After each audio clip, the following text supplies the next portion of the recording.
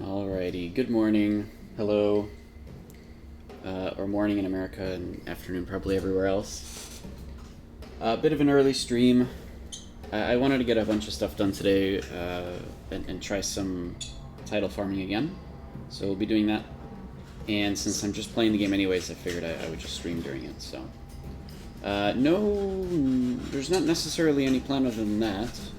After all the stuff that I want to do, I will probably just get into arenas and stuff, and you know, we'll just keep answering questions and things. Cody's in the background. He's chilling. He's looking at me now because he noticed that I was talking about him, of course, because that's what he does. So he'll just be yelling in the background. And if I need to turn on Chris, I'll do that. But he's just going to be there. Alright. Let's get in game when everything loads properly. Alright, so inventory's a little bit cluttered with stuff because of the... Yep, that's right, Cody. I'm going to be title farming. So, like, the past, like, half hour or so, I've been getting everything ready to use this blue salt manual, which I don't even know if it's going to work or not, but I wanted to get ready anyways. You know, one good way to get titles is to get 50k in different proficiencies and then complete the blue salt quests that comes along with it. And so, the blue salt manual here gives you 50k and a bunch of proficiencies, and I don't know whether or not that starts the quest. I forgot. But just in case, I got a lot of stuff ready, and then I'll complete a whole bunch of quests after I use this scroll for the blue salt thing. So that's kind of the plan. Hopefully it works. If not, it's okay. I'm still going to use that 50k in leathercraft so that I can get the Dawn's Drop stuff that I need. So, you know, quite a bit of effort going on here to make this work. Hey, Relum, how's it going, man? Do you know if this works, by the way? Relum, you might know. This blue salt manual increases proficiencies up to 50k. I've done this before to get other proficiencies. So I would assume it, like the 50k titles, to get other proficiencies up to 50k, get the title, blah blah blah. I'm 95% sure this is going to work. And if it doesn't, that's fine. I don't really care too much. I have the stuff ready whenever I get all this stuff up to 50k. And I've also noticed that the anything that crafts armor or weapons, such as weaponry or carpentry, or leather crafting, they are supposed to give you the title right away, because the old illustrious crafting stuff is gone. Supposedly it's a part of the achievement, so I want to look for that in a second. Yeah, exactly. It depends if the title is coded in a way that supports boost or not. So, and the reason I bring this up is because I got a 50k boost from the Saturday fishing Mirage Isle Fish Fest, and that worked. But who knows how that's actually coded in the game, right? It could be coded as a boost, it might not be. That's why we'll see how the scroll works. If it works, awesome. If it doesn't, oh well, at least I tried. And I'll do the Mirage Isle, do the Mirage Isle Fish Fest as well, because I want to get that done too. Just kind of chilling. We'll do arenas later on, and I'll answer questions and help people out during the stream. So that's mostly why I'm doing it. Depends, if there's, what were you saying? You're doing well, work the next 3k. Oh my god. That's good. Nice. The website is awesome. I'm really glad that you put that together. People were poking fun at you earlier saying, oh, it's just a translation. But dude, 90% of the population doesn't look at those translations. And it's always nice to know actually in great detail what's going on. So having information out there is better than not. Even if 6 people made a website like that, as long as people are doing it, that means people care. So, yeah, exactly. You don't work for Excel, you don't work for... You're doing it on your own time, and your own space. So it is greatly appreciated by the community, regardless of what people may be saying, or, you know, if people aren't saying that, trust me, it's a very helpful thing. It's also why I'm trying to, like, fight for the wiki to come back, and we need more information in the game. So let's go, I'm going to go to Lilylit now, we'll just start this whole process, and hopefully it works, we'll find out. Katori's a hater. Oh, it's okay, I don't know. I don't know, I don't pick on individual people. People are always going to be haters no matter what. I think it's fine. I don't think it's, If people were constantly trying to appease haters, then you kind of forget about the people that do actually care. So just focus on the people that care. Don't worry too much about haters. I'm sure you already know that. That goes for anybody that's just chilling. You know, I'm not trying to stream for everybody that doesn't like me. What's the point? People aren't going to like me, of course, obviously. It's normal. And so, you know, I'm not going to focus on those people. You're talking about the wiki the other day? Think the wiki's garbage? Oh my god, it was, yeah. It was terrible, because it was an extremely old version of whatever wiki software runs in the background for, you know, the whole thing. And I don't know enough about it. But they do need to actually make something new. And I pointed that out also, I believe, in everything that I've spammed people with, is we need the wiki back, number one. Number two, it was terrible to work with. It was absolutely horrible. We need whatever's the latest. And those two things together will be really helpful. I think we have a community of people that do care enough to help build the wiki. I would spend hours on that to make that actually look, feel good and intuitive, to have enough information. I would absolutely do that, and I would, you know, take my own time to do that. I'm sure a lot of people would. But we need the tools for it. So hopefully they take that seriously. You already translated half the Korean wiki for your translations in personal gain. I hope you're okay with putting that on some kind of official wiki that, you know, is accessible from in-game. But no, it's not a one-man job for sure. Plus, the Korean one seems to almost work similar to how the Codex is. You know, they have a lot of information about different items and such. So they probably pull from their database to some degree. I doubt that will ever happen with our version, but at the very least we can have a good, you know, centralized location for guides and such. We'll kind of see how that works, I guess, if they can bring it back. But the problem is that it's not so much a problem, but there are a lot of there's two, I believe, fan-based wikis, and they're a lot of times out of date. And we could always say, yes, this is going to be the one we work on. Which is fine, and everybody can contribute to one and make that one really, really good. But the problem is, A, who knows if that's just going to go down one day, right? And it could happen to this one too, right? This one went down one day, but at least it's hosted by Tryon/GameAgo, right? So there's theoretically less of a chance. And number two, if we have a wiki accessible from in-game through an in-game browser, that is infinitely better than having to make people alt-tab or search things, you know, through Google or whatever, but having everything centralized in game is nice. So it's an effort. I think it's it's absolutely a realistic effort that can happen, but we'll see.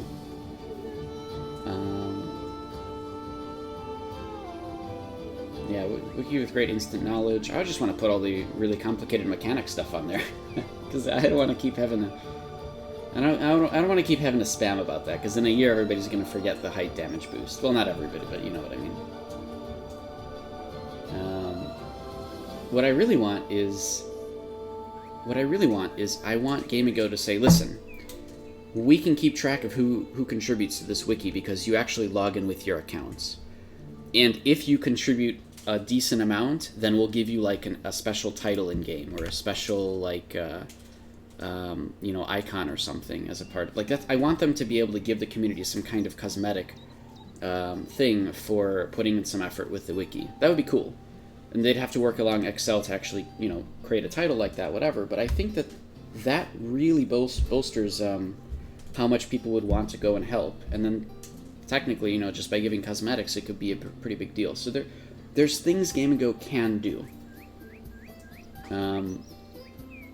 A guarantee that your efforts will not go down or be removed. Yes, I agree. A lot of people would do it for free. Myself too, right? Because I can see the benefit when the community starts to become more positive and be more informed about things. I don't know. We have to see what happens, you know. It's I like to be optimistic about these stuff, but I'm really more realistic than anything. and I want to see some results and progress before I get super happy about things. So we'll see. We'll see what they end up doing. Access the test server, not like the GM one. Oh, with the current patch, just to test things. Oh, that'd be cool. Yeah, I know. I would love that. Just to be able to like get whatever items you need and be able to like make. Dude, the mass testing initiative that I always want to do would be infinitely easier if I could just spawn a bunch of mobs and see like how many targets does Hellspear hit?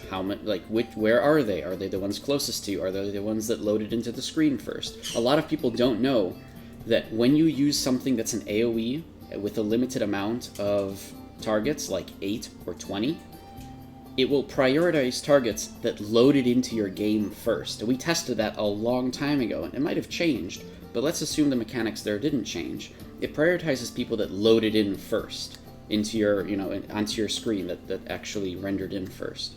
So what, you want to keep your tanks in the back lines or maybe front lines, or I don't know, but the point is that, if your healers are in the back and they render in last and they run in and a Hellspear hits 8 targets and the healer's the 9th one and they loaded in last, there's things there that happen. But it would be so much easier to test these things if we had an actual server or place to test them with. Obviously, Excel isn't going to allow that, right? Because they want to keep everything secret and hidden, and I think that's cool too. I think it's a little weird that Japan started to kind of give away a lot of numbers. I don't know if Excel actually allowed them to or not. That was a little strange, but they did it. So maybe they'll do that more often. I don't know. I have no idea. But there are a lot of different mechanics and things in the game that people have no idea about. And loading in one is a big one, I think. But anyways, alright. Should I do this thing now? Should we see if this works? I'm gonna be sad if it doesn't, but yeah, I'll still be around. I'm gonna be on for some time today, I think. But alright, here we go. I have 30 minutes of this buff. I have a whole lot of stuff I need to do if this works. Otherwise, I just need to make Dawn's Drop things. So, manual crafting. Here we go. See, this buff cannot grant the benefits of max famed rank, which is fine. But let's see if it gives everything else. Nope. It didn't work. So it gives you the proficiencies up to 50k. Continues even when you're offline. So they're all 50k. But, oh wow, Alchemy's 100k right now.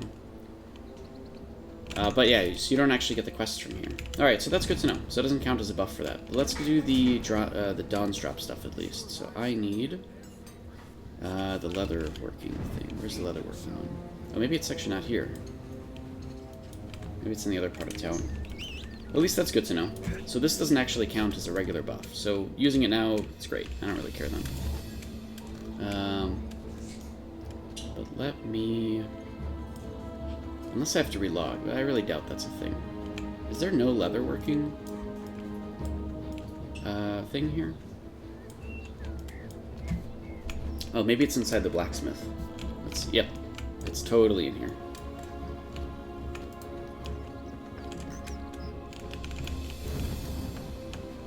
Okay. Leather. Dawn's Drop.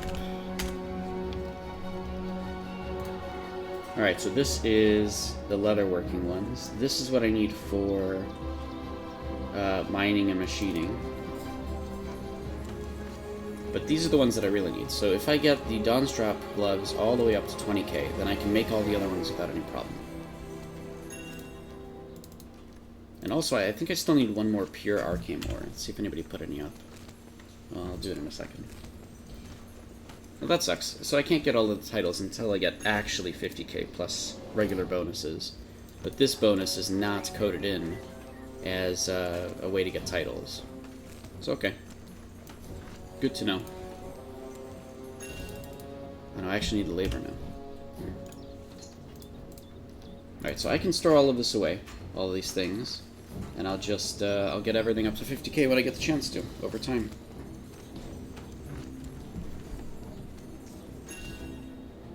And then this one, I still need one more pure arcane ore. Which is not on the market right now, so, but I can do that any time I want now because I have the 20k leatherwork that I need, so we're all good. Also, let me turn down the music a bit. Alright. Damn, alright. Cool. I guess it's not a big deal. I want to go and make sure. Also, is there anything else that I have close to 50k at least? Oh, print! Oh, obviously, because they're all going to look like that. I got too excited over nothing. Mining, actually. Mining I can get to 50k right now. Or not. I can get it close to 50k. What am I... Oh, I need to get that... Oh, okay. When I get the other arcane ore, then I can make the gloves, the last ones, and then I can get 50k mining. So that's good. As for everything else, I don't... Like, masonry is 17k. So, what does this give? Alchemy, leatherwork, and farming. Oh, leatherwork. That's only 70k, so right now I need 100k to be able to activate this quest. Okay, what else? Is there anything else? Handicrafts? Let's see. No, not really. Okay, so the ones I get from this buff, that I need to look into later. Alchemy I already have the title. Cooking I actually do want to get. Handicrafts, machining I have. Metalwork I might actually... No, not yet. Wait, metalwork? Oh, that's right. That's a free title you get once you get to 50k. So I need to look that up too.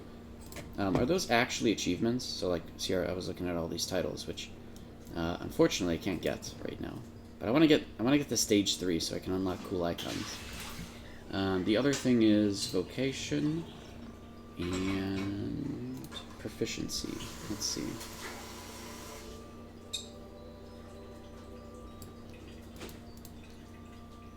Okay, so here's 180k and 230k for all these, right? They're all like that. All right, Cody's gonna go nuts. Let's see, he wants attention right now. Yep, he's a bird. That's what he does. So where are the ones for weaponry then? Oh, here we go. Okay, so here's cooking, and if we... Oh, does this give anything? Oh, okay, no. Handicraft, we want weaponry. Or at least one of the armor or weapon ones. Here's metalwork. Aha, okay, right. So when you get to 50k, you immediately get the title now. Because you can't craft illustrious stuff anymore, so they just did that. And the same should be for, yep, tailoring, and leatherwork, and weaponry. So all of these are like that. And all of these I only really need to get to 30k. Because the buff that you get from Dawn's Drop will actually work for these titles. Because that one I've done before. So that's really good. That means... That's right, Cody. Maybe I'll turn on Crisp so that Cody's not as yelly. Yeah, I know. There we go. Does that work? Is that better? It's lower quality now? Alright, we'll see. But anyway, so yeah, so I can get 50k in all these, or 30k really, with the Dawn's Drop stuff, to get all of these titles. And the same goes with pretty much all the rest of them that are on this list. Is there anything that I want to craft while I have 50k though? I don't think so. All these things that I have here are to craft like a storage chest, and the Rising Star packs, and assorted ribs. And that's actually just all for the title quests for things like handicrafts and cooking and what's the other one? Handicrafts, cooking, and masonry, I think. Yeah, masonry. And masonry might actually be one that I get up first. Just because of how often I actually go and craft my own hereafter stones and such. Alright, cool. This was a good experiment. We now know how this works. Let me put all this stuff away. Go and store it. Or actually, hold on. Maybe I should be looking at this board more often. But people don't really list stuff here for proper amounts. Ooh. I can actually do this one! Holy crap. I think that was 50 gold for 200 labor? 100 gold for 200 labor. Okay. Alright, that was, yeah, I know, Cody, that already makes this buff worth it, instantly. I can't do these ones, these are weaponry 130k. These handicraft things are 70k. But, I will consider myself lucky that that one actually worked out. What is this, 50 silver for 20 labor? That's okay.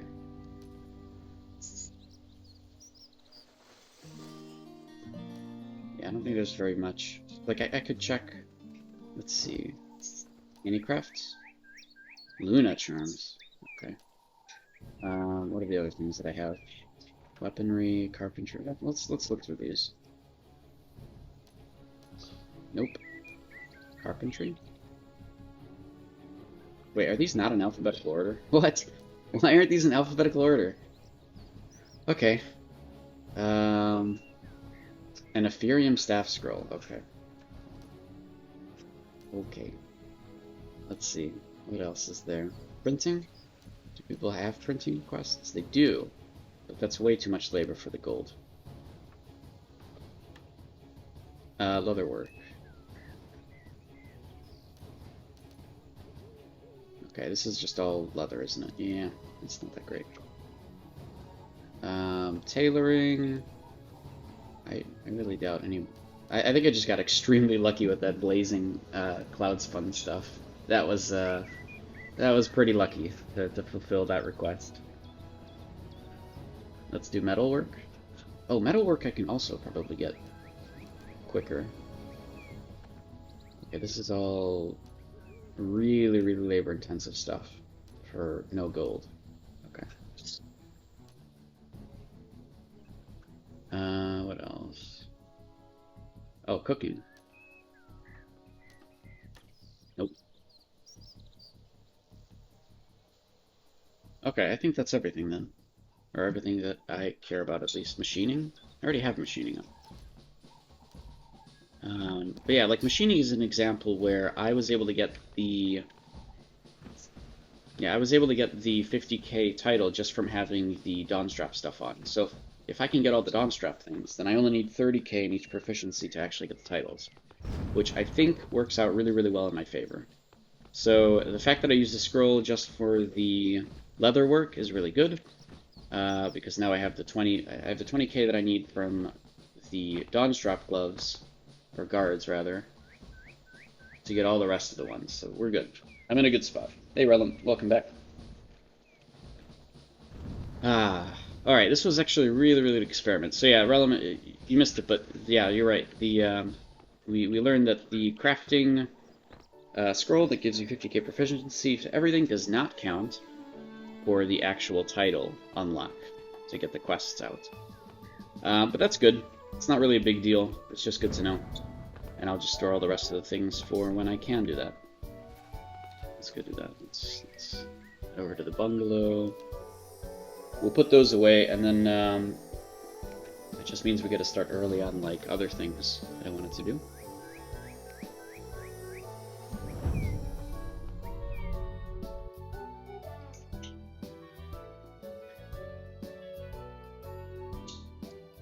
So I should be watching this new player help channel. It'd be easier to direct people to the stream if anybody has any questions. Alright, what am I doing? Oh yeah. Putting all this stuff away. Cool. And then, no, I'm not gonna be lazy. I'll just put that away elsewhere. Actually, can I go back to Marion? I can. I actually have Rigo cooking tools. Cool. That means I can make this myself when I need to. I actually didn't realize I had this. If people play Game Ago for them, or playing Game Ago if XY is not added. Yeah, that's a big problem. Is that the unofficial ones people take as if they're official, and you made it very clear at the very top. This is not official. Who knows how it's going to happen? But yeah, it's a different game in each region. We're not the same game as Japan's version, so you know people have to kind of realize that, and they will. I don't necessarily. I think people understand it's not official. I think they're just expecting it like we're gonna get the exact same patch, or at least something of that sort, right? Oh yeah, that's a great point. You actually get to see the metrics for that. Ooh. Ooh, that's but you posted it in two places, right? You posted it in Omna, and you posted it in Reddit. Right? You only posted it in two places. And then other people may have linked from there. Someone else posted from Reddit, okay. And you got 7,000 views in this amount of time. I wonder, do you get to track views by date as well? And I don't know, do you get to see like where people link it from or where people come from? Direct links versus unique users? Okay. Ooh, that's pretty good. Oh. I mean, it could be somebody on their laptop too, but yeah. That's cool. All right. Okay, that's cool. I actually really enjoy that. Those kind of metrics are really good. I've been doing that recently with Twitch versus YouTube on different things to figure out when I post something here, what's the reaction at this time of day on this day of week, versus if I post something here at this time of day at this day of week. So it's hard to get those metrics from Reddit, but YouTube and Twitch make it a little bit easier. And again, I stream at completely random times, and it's you know, so the streaming thing isn't really what I'm trying to test as much, but I get to see at least, oh yeah, at this time I get this audience.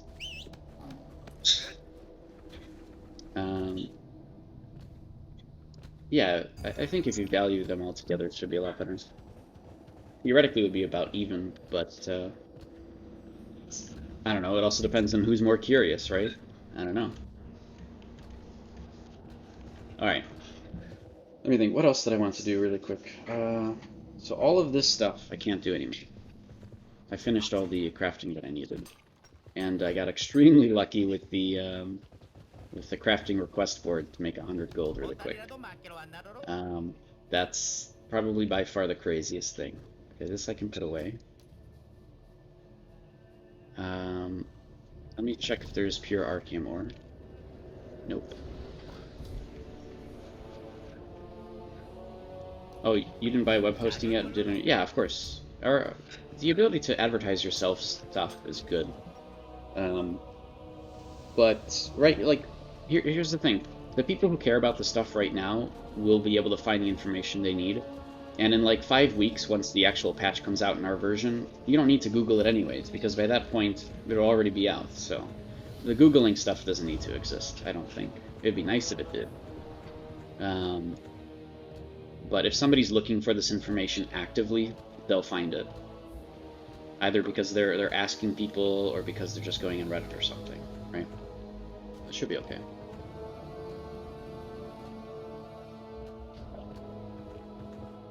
Google is nothing for this game. Nothing is nothing. Nothing is anything for this game besides maybe some old wiki things. I mean, this is just a lackluster bit of information. Let's see. So I know, hopefully that changes over time. If they do give us back the wiki, we can start actually contributing things, but we'll see.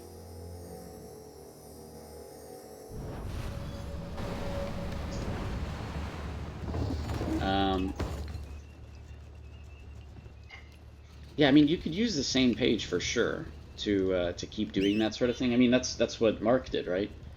He went and made a blog, and he posted all the things that are happening. And if it's not too big of a deal, I mean, we saw how many people did really care about the stuff that Mark posted and kind of brought to the community, right? It's absolutely useful. Wait, did I actually already do this? No, I didn't. We're good. All right, kill him. Penguin is tier 2 pet armor. So he's he's ridiculously OP.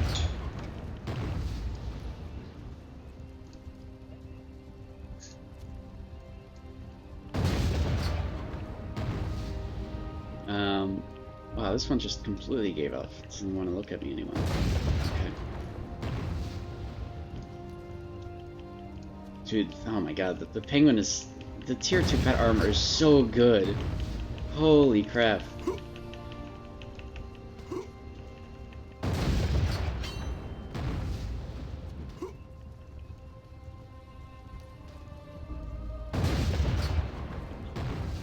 Alright, 2 more hits, I think. And then I'll just queue up for arenas, I think, a bunch. I have to start doing that more often. I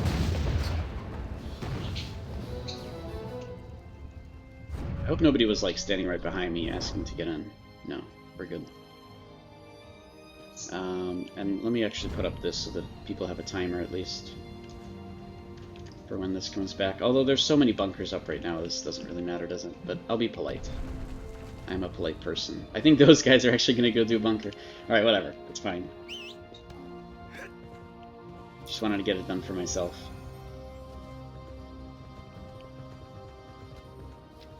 Alright, arenas. Oh wait, no, what other title farming? There was something else I wanted to do too. For title farming. I wanted to go and do all of the Gilded quests, but I'll do that on my own time. Or like when I'm bored and I just want to answer questions. There was something else that I wanted to do for title farming, and I can't remember what it was. Let me look through the list really quick. The only thing found relevant is hard choice is a fine line between the in-game... Yeah, that's a big deal. Obviously, that's why Gamigo doesn't want to go and tell us all the things, right? And XL does the same thing, right? If they're going to release a patch, they notify people like days before, hey, something's going to happen. And then there's no PT... I guess there's a PTS now, right? But I don't know how much they use it anymore for the new patches. But it makes sense, right? Because you don't want people kind of getting ready for whatever it is. And 2 weeks in advance what they're planning to change usually. Is it really 2 weeks? Oh man, it always feels so much shorter. Because I feel like they do actually try to hide things. Sometimes nowadays I noticed, yeah, they'll give the exact recipes for whatever's going to be coming out, I guess. But it didn't used to be that way. I don't think. Oh, Captain's Protection. No, I'm not doing that one. Alright, let me look at titles. There's something else that I said, oh, I could probably do this.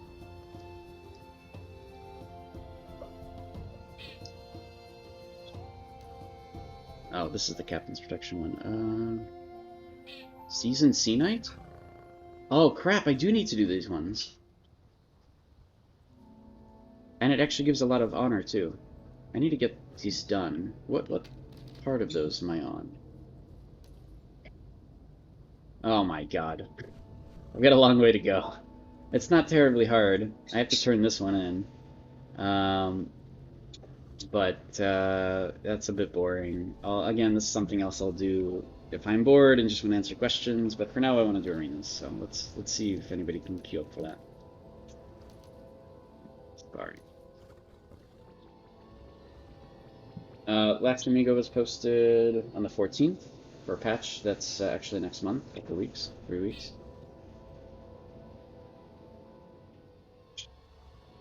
I don't think people will blame you, necessarily. Nobody's going to blame you, it's just, it's a different patch, and people have to realize that. If anybody blames you, just ignore them completely, because that just means that they themselves are not very perceptive on how this works, right? Don't let those kind of people annoy you. Do not stress out over this stuff, please. Please, please, please, please, please. If I stressed out every time somebody said that whatever I said is wrong, and I say wrong things sometimes, oh my god, holy crap. Absolutely, that's fine. Alright, who am I fighting? Oh, it's Spellsinger. 12, okay. If I stressed out over every time somebody said, you know, that I did something wrong, I'd be really stressed, and I don't, because I don't care, right? I'm just playing a game for fun. Oh, he went leather, actually. Maybe I should have went leather, too. I went cloth just because that's what everybody does. They counter the people they're against. But maybe he saw occultism and he got scared. Alright, Spellsinger is tough. Very, very hard to keep up with. I have to pretty much trap them into Boneyard.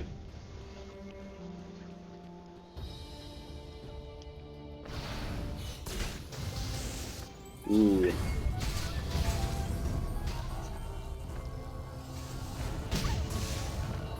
Cool. Oh my god. It's so hard.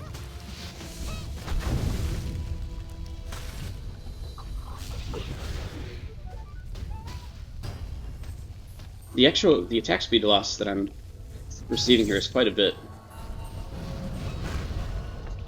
No! Use this button! Okay, what? I was actually spamming it, but it didn't work.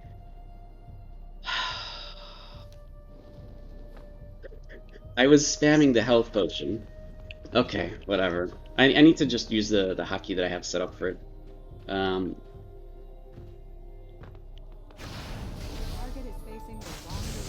Just facing wrong direction. I really do not like fighting Spellsingers, man. They're so hard to fight against.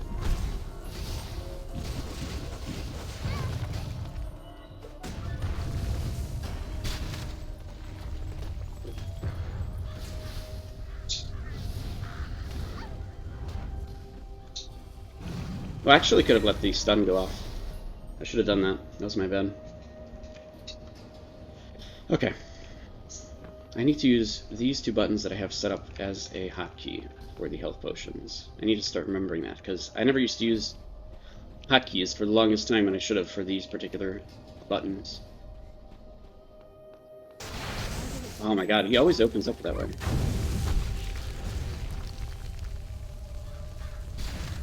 And that did work. However, I'm still suffering from... Wait! What?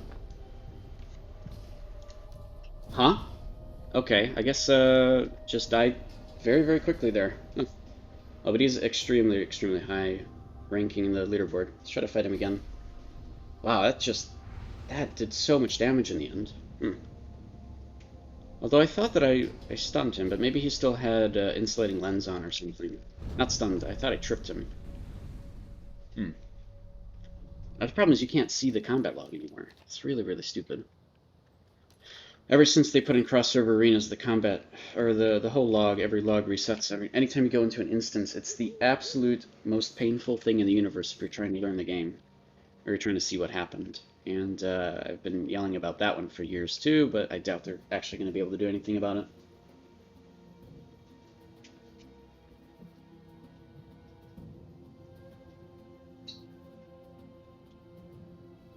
But yeah, I mean, if you're going to release information about endgame items, people are going to stock up, right? And yeah, it's going to hurt anybody who's stocking up in general. It's you can shoot yourself in the foot, fine, until you realize that what you're doing is still giving information so that people enjoy the game more. You know, it's not about me, myself, and I when it comes to MMOs, and it shouldn't be, because we play these games for years. We're a community. You know, we play the game for each other. We're each other's content. Both enemies and allies. Sometimes your enemies will become your allies, sometimes your allies will become your enemies. And we should be working together more than what the community does nowadays. But unfortunately, people are so competitive that they think winning in the short term is going to mean anything in 2 years, when it doesn't. It doesn't mean anything. It's just history. You love min-maxing your gear, so cutting yourself off from a supply of an item. The thing is, someone is always going to be able to read those patch notes, whether it's because of you or because of somebody else, or because, you know, they're just looking at them themselves, or maybe they play Korea actively, and, you know, someone's already going to be able to benefit from it. So, yeah, obviously, letting more people benefit from it is one thing.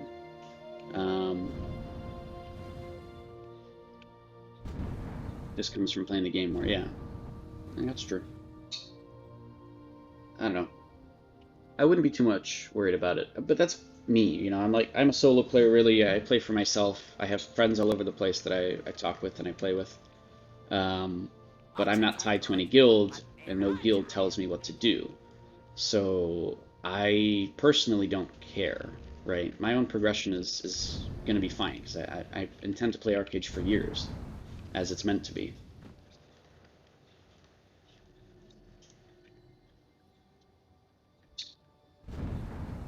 That's true if something does become useless, right? Like we see how low so many items in the game are right now. Like Mysterious Garden Powder, I think, went up a bit, but like just a few weeks ago, Mysterious Garden Powder was like its absolute baseline. You know, here it is, 15 silver, whatever. It used to be 5 silver, and so people could stock up on it. But if there's no real use for it later on, then you just say, okay, whatever. I'll just try to sell it off.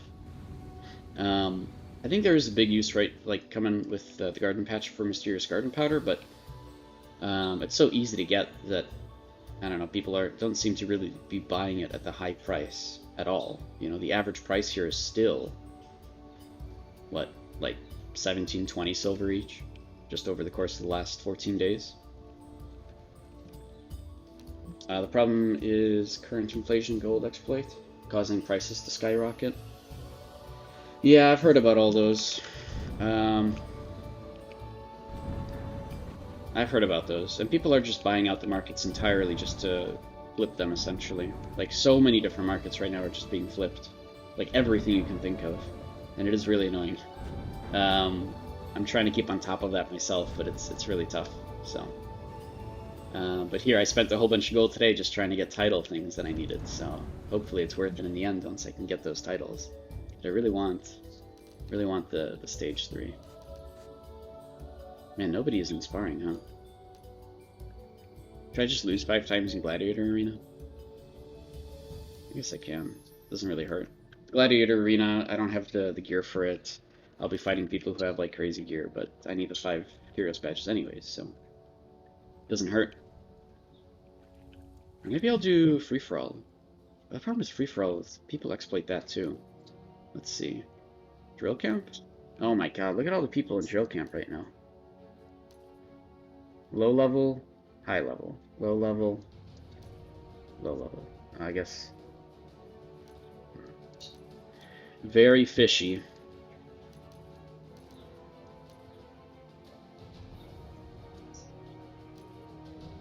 I think people only queue up to free-for-all arena when they're yelling at Nation Chat. I'll watch Nation Chat. If people say to queue up for something, I'll do it.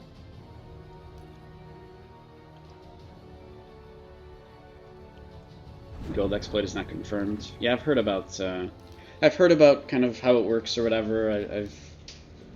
I don't know. We'll see. I've notified the authorities. We'll see if there's anything really going on behind it. The authorities, you know, see what they say. What do I got? Same person? Oh, Ebon Song. That could be actually even worse. A proper Ebon Song is really, really good in this arena. Somebody who can get out of my boneyard is pretty good. Man, I still don't know why I didn't trip that guy last time. Maybe it just evaded. Let's see, did he go plate? Yeah, he even went shield. Oh my god. He's really playing to win. Okay.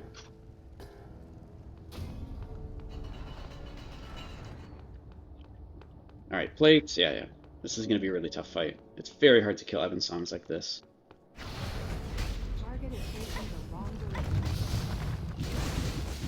Oh, Concussive Arrow is really good, actually. I forgot about that.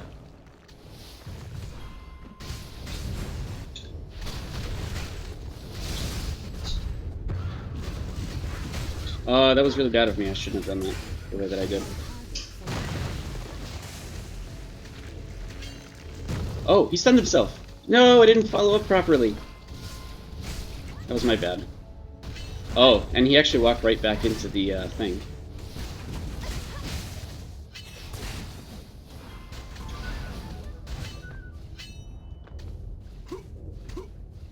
Okay. Damn, I don't think I can keep up.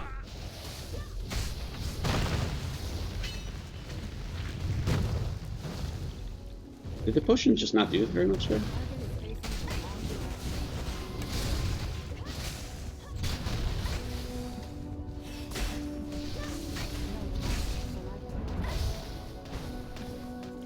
Dude, when Shaken doesn't actually give movement speed reduction anymore, it's gonna be kind of crazy. No! Screw you! Screw you! I hate that. It's such an annoying move. Oh god, I don't think I can keep up now.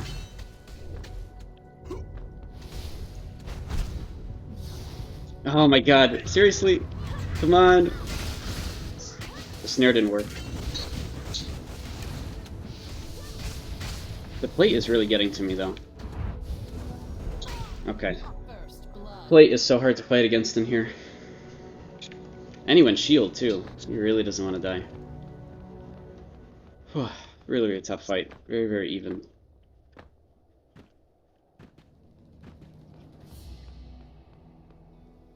I think he just switched some skills too, which could be a problem for me. He's definitely using Concussive Arrow properly. He's using it to break the Boneyard, which is really good. I think he's still switching skills. No, he's actually getting rhythm buffs.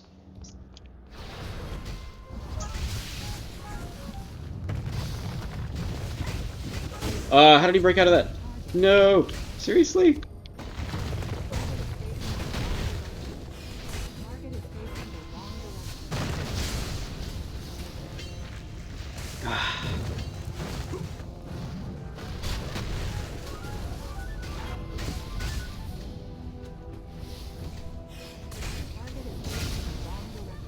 Damn it. This is so hard to fight. But actually, that did hit him.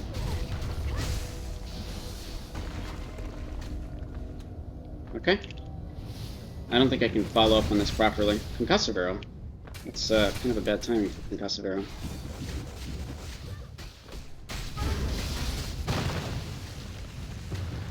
Oh, apparently the crows missed. Yeah, probably crows missed.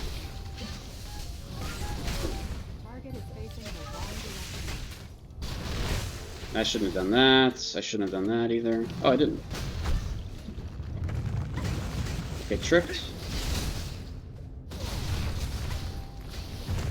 Okay, he's in the boneyard, so that's pretty much it. The first fight was really, really tough, though.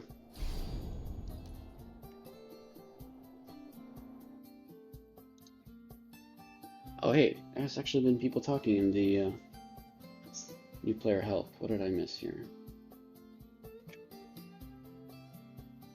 There's so many questions I do want to answer here, but they're from like 2 hours ago. Nobody answered those people. Whew.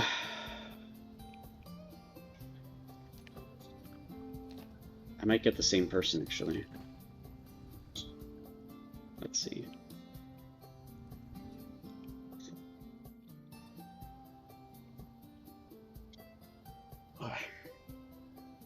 You know, the gold exploit was taken so seriously in Korea. Hopefully they did reach out to all the publishers, you know, our version and Russia and everywhere to do similar things.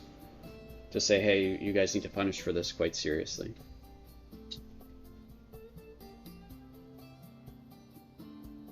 Because it's not like this is an Apex dupe or something where, you know, it only affects our region. This was something that affected Korea as well. So, you know, they take that stuff very seriously. They take it too seriously sometimes when people do kind of the things like this, which I think is great. I'm a big fan of... I had this conversation with Art actually a few days ago. I'm a big fan of overdoing the like the bans and stuff than underdoing it, because at least then, you know, you really show the community that, hey, this isn't something that we allow, right? And it becomes a lot better. People stop kind of exploiting because, you know, they think they have a chance to, on the off chance that, you know, you accidentally get banned. But unfortunately, it's been kind of the opposite with Game Ago, or Tryon, you know, back in those days, where they kind of underban and underdo things, and it's, you know, people have this unfortunate mentality that it's exploit early, exploit often, because they just see the actual results, which is very unfortunate. It shouldn't be that way.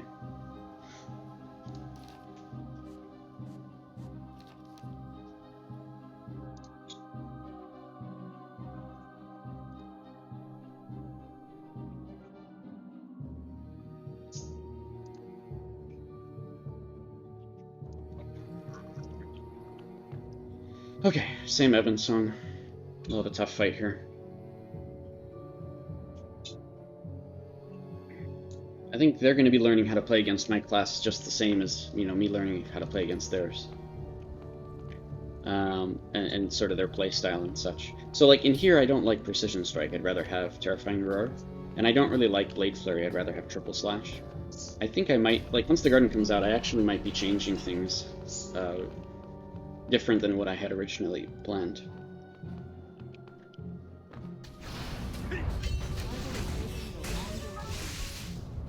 Oh, that was actually really good. That was actually really good for him. Oh my god, I don't have any of my movement abilities anymore, so...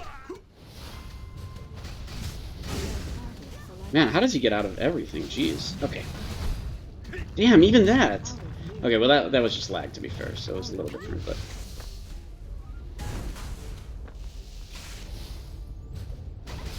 Oh my god, he's just, every single time he's breaking out.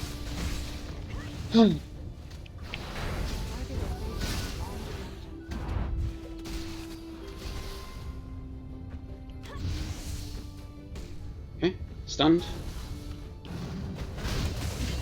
Oh my god, he's still not tripped. Man.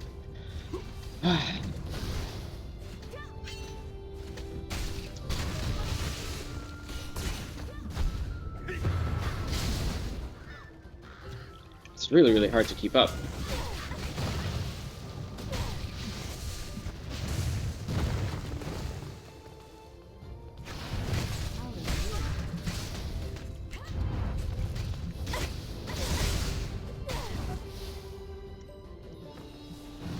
really, really hard to keep up with the, I think he's just lagging or something.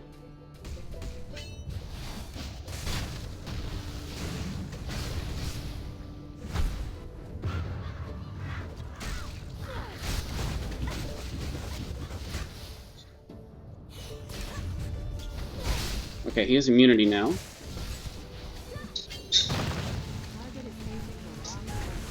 God, so hard. Holy crap, man. This is really, really down to the wire on each of these.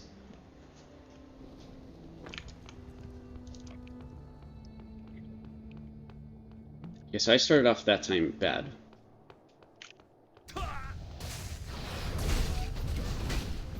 Yeah, and again, it's like... Oh, God. Oh! That was amazing! Never mind. Of course, the lag is just going to make it so that none of that even mattered.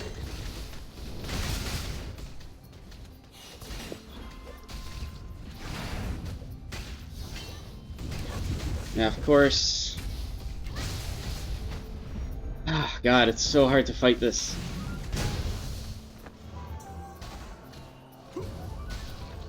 He didn't get snared there, he's got snare immunity. Ah, so many movement abilities, and it's only going to get crazier too, which is good. I'm really happy that it's sort of, the whole world is kind of changing for archers. Just hopefully a short time.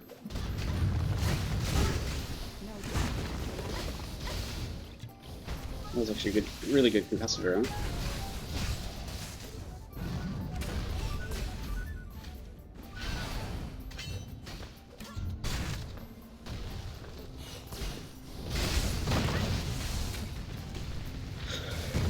Whew.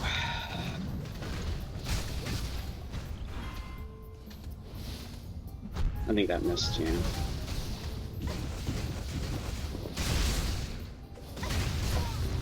Oh my god.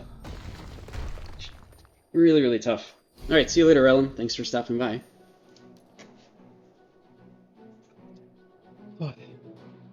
These are actually extremely tiring fights. They go on for a long time. I have to play at my very, very best. Really, really enjoyable. Win or lose, these have been really good.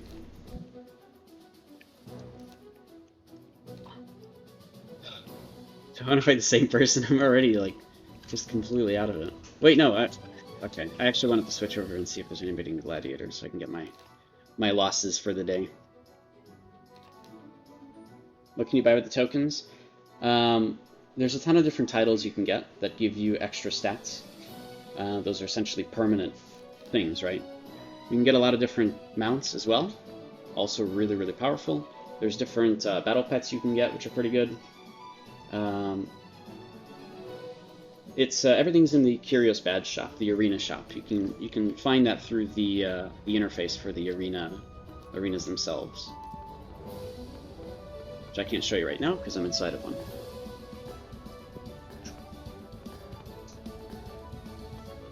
So it's a lot of, I don't know, it's kind of like sides. Oh god, this is gonna be tough actually, or is it?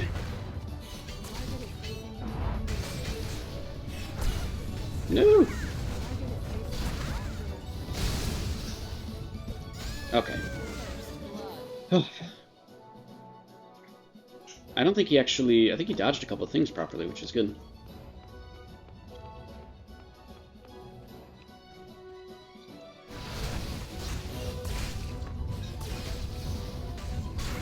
No! That was really good for him. Oh no! He can just kill me! Oh my god. He was so close to killing me. Anything he would have done there would have killed me. Jeez. Here, I'll show off the shop in a second.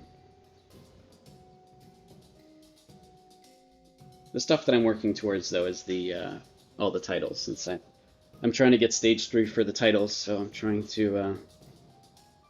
I mean, I'm not really actively trying all this stuff, but like I'm not really active in the arenas as much as I should be. But I am working towards a lot of the higher end titles. So there's a ton of stuff in here. There's a turtle boat. which nobody really enjoys too much, but it's there. There's the migration stat things that people need to be able to migrate stats from one to another, the base stats that you have on your character. There's a whole system for that, and a whole explanation for that. There's a bunch of battle pets that you can grow. They're quite expensive. You can get all of these instruments from there. Wait, you can get 2 of those instruments from there. Oh no, here are the rest.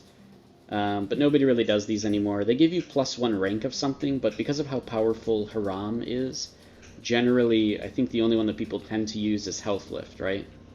They'll switch to their Health Lift instrument, pop Health Lift, and then switch back to something else. It's the Ballad of Aransula. I don't know of any others that people use. Maybe a Ranzab Spoon? But these are very expensive anyways, for 1,000 Curios badges, when everybody's really going for these ranked titles that give you extra stats and stuff. There's also the Battle Clipper, the Karanord Battle Clipper, the fastest ship in the game, potentially, depending on the actual equipment you put on it. And people do go for that one. However, you can't put trade packs on it. You can just have 4 cannons, and so I mean it's all right. It's pretty good ship. Just for the speed alone, if you're trying to catch up with something.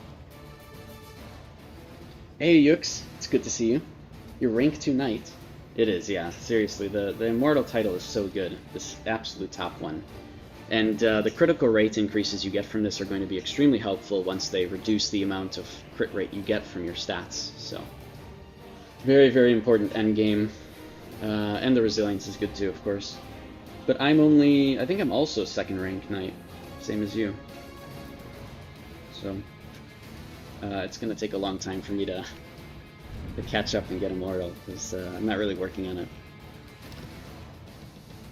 Yeah, the Clipper catches up to anything really well. The Clipper is just insane. I've seen how fast it is, and had some really, really good encounters with them that have been really fun. They are so fast. Oh my god. You on board? Cody's playing with his toys. He's looking at me because I paid attention to him. Ah. And that only gave me 30 Curios badges just from all those fights, so... Yeah, it's a long process to get these things. Maybe I should do Fall of Pharaoh, just to kind of wind down, because these fights have been really intense. Should I do another one? Oh, he canceled. It's probably somebody trying to get with their ult. Yeah, unfortunately, because of the fact that you can, kind of, so many people just abuse this and fight their ults in the arenas and just take advantage of the monthly rewards. This whole arena listing is just, I can't really take it seriously because so many people here are just they're just fake people. They're not really fighting. So the ranking doesn't matter. Nobody really cares about the ranking. What we really care about is the rewards, right? And so the monthly rewards are really good, and people are trying to kind of, get in the top tiers because of all this. I still really wish that they would just completely get rid of all the monthly rewards, period. Every single one. Maybe Curious badges they can keep, but less. And let the arena just be a place where people can actually try to kill each other, and maybe give more rewards for a win and more rewards for a loss or something. That would be cool. Oh, Executioner, my old class. Okay. This could be a really tough fight. The difference between him and me is that he's got a lot of burst with Shadowplay that I have to try to avoid, whereas I have a lot of sustainability with Swiftblade. But I played Executioner for years, and I know that his class versus mine is still very much a gamble on who's going to win. So, wait, is this Gladiator Arena? Oh, it's Gladiator Arena. Oops. Well, there's no way I can win then. Oh, and he's using the,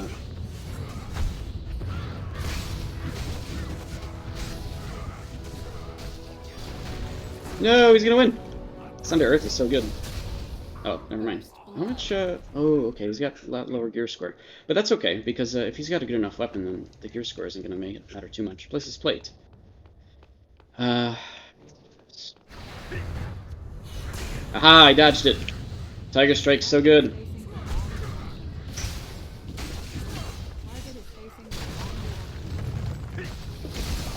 Okay, but it doesn't matter. He's a little bit undergeared for it. I didn't even know it was queued up for Gladiator, though. I guess he's just farming his losses, too.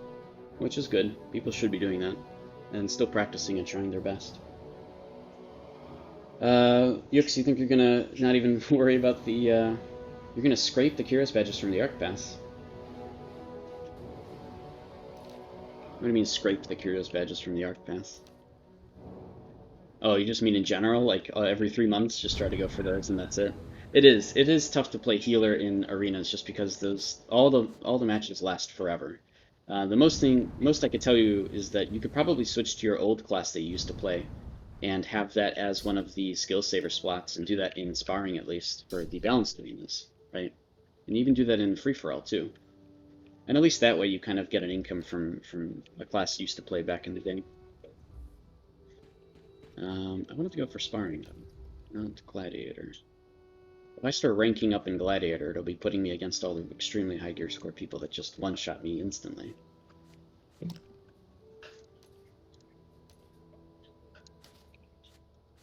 So that was 9 badges from that.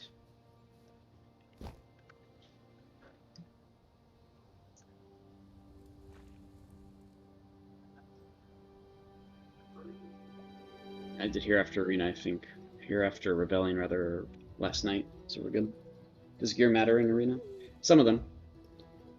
Here, I'll show you. So there's some arenas that are balanced and equalized. There are other arenas that are actually just based on your gear. These top 3 arenas are all balanced. So this drill camp is a 5v5 or a 10v10, up to a 10v10. And everybody's gear is balanced. Wait, it doesn't say that it's balanced. Did they change it? Is drill camp not balanced anymore? No, it does. It's definitely balanced, because it still cancels all the buffs. So what this means is you get to actually choose what you go in as. So you get to choose the equipment type, the leather, the armor type, the damage type, just as you're seeing me do in the sparring arena. And there's one arena here called the Gladiator Arena that is actually using your personal gear and your personal buffs and your personal potions and everything. And that one is based on, it's based on your actual gear. It's not balanced. There's also the Faction War, Golden Plains Battle. This one is not balanced. And so your gear does matter in those too. Is there anything else that's PvP related in here that's balanced? I don't think so. Yeah, so there's these 3 balanced arenas mainly. That's mostly what it is. Free for all, sparring, which is 1-on-1, and drill camp. So some do, some don't. You can kill people as Doombringer, and obviously have crazy survivability, but most things just gets tiring. But you could play a melee class. It gets tiring, right? Because dude, I'm tired just from like playing a melee class and having to fight all these people. It's not easy. It's not easy. You have to pay attention to so much stuff. All the debuffs, all the buffs, all the combos that are potentially going to happen, the positioning of yourself versus the enemy player, what things they have on cooldown versus what things you have on cooldown, what things are they trying to reset with their cooldown. Swiftblade is going to be hard to fight because they can keep resetting their cooldowns, and if you can expect it because you can see what combos they're getting off, you will be a much better player against Swiftblade. But Swiftblade in Garden Patch just gets nuts. They can reset so much stuff so often because of like some of the new stuff that's coming out. It's crazy. It's just absolutely mind-boggling. Which I'm really excited for, of course. I can't wait. As a Swiftblade player, to be able to constantly be doing stuff, oh man. It's great, but it's also the most tiring thing in the universe. So it's already tiring, and I'm barely doing any kind of resets or anything. So, we'll see how it plays out once the Garden Patch comes in, but like, all these arenas are just so tiring. I might try to get a... after this fight, I might try to just... chill for a little bit and do something else. Oh, it's a spell singer from before, I think. They're a good spell singer. I have to play my best against them.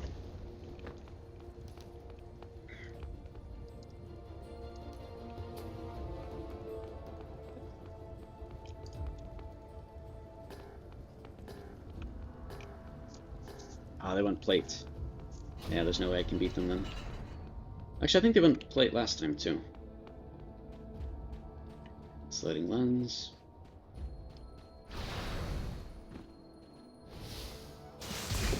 Perfect. Dodge that. Evasion, no! Oh my god, look how much damage! Instantly! Holy crap! There's literally nothing I can do about that. In Sparring Arena, in the balanced arena, he's one-shotting me pretty much. Holy crap, dude. Okay, well this is pretty much useless then. There's no way to beat him. Out of view.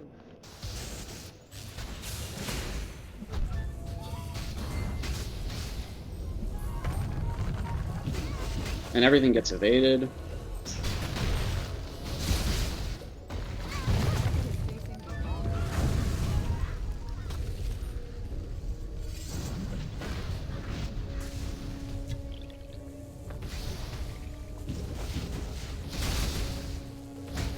Target is facing the wrong direction.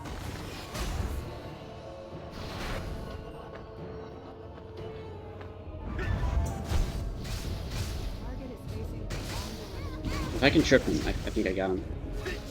Look how much effort I have to do to kill him versus how much effort he has to do to kill me. And also the fact that, like, I can't even get this ability off because he's got Insulating Lens again. Oh my god, dude. 282 health, but Insulating Lens just completely gave him all the health. Yep. Ah, the shield is so good. I feel like they still need to put Insulating Lens on the actual bar itself. It should not be it should not only show as a buff or debuff. But it doesn't matter, because he can kill me in one pretty much rotation, you know? And he's probably doing a macro or something in order to get everything off in one go, just with one button press. So if he is cheating, yeah, he's a pretty bad player, because he's not actually playing the game properly. But like that rotation of what he did to just kill me there, that's just insane. It's like the absolute main reason that people try to do anything they can to win, but oh my god. The animation canceling there is just insane. I'm gonna try to fight him again, though.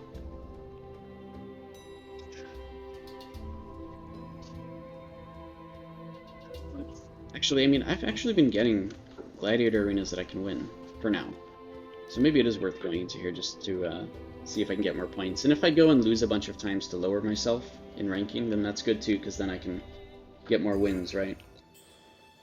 So it's a constant fight between going up rank and down rank, just to get more wins and more curious badges out of it.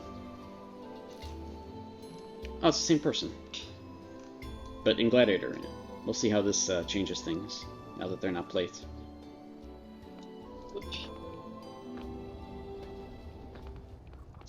Although, you know, again, a good rotation and I'll still die, because I'm still a glass cannon class. Doesn't matter what my gear is.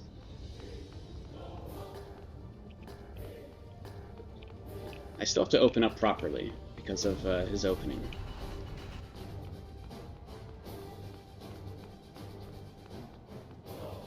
Okay, Insulating Lens.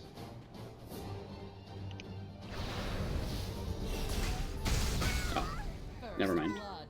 Oh, he's only 4,200 gear score, so he is only here just to get losses. Just to get the extra Curios badges.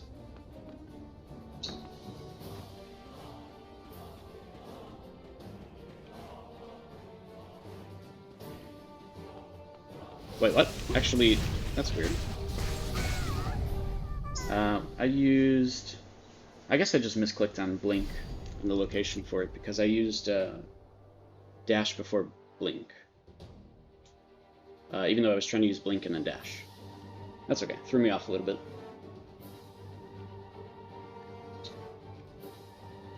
But see, like, oh god, I don't like that the combat log is just not a thing. This always pisses me off.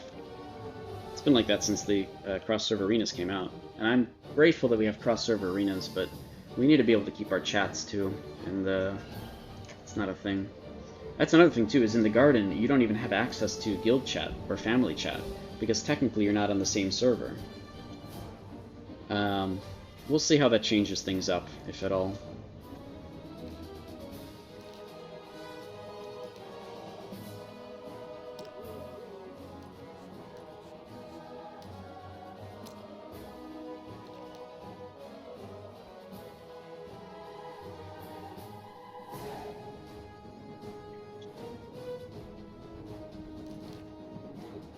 What did I get now? A Soothsayer, Thunderhawk. Okay. Well, there's no way I can win that. Actually, depending on how I play, if they're not doing a lot of damage to me, I could win, but with our current gear score differences, probably not. They've got a whole bunch of different gems in that actually do matter. So now I actually do have to lose a whole bunch of times in order to get back lower in the ranking. Yeah, almost 16,000.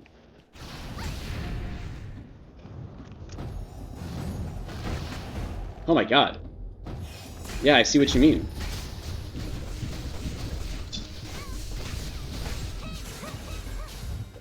Oh, wait, I even had, damn.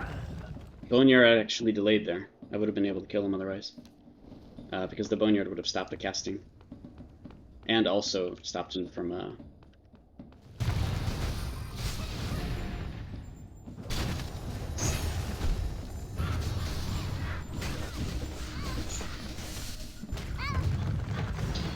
Oh my god. Wait, he teleported out! What?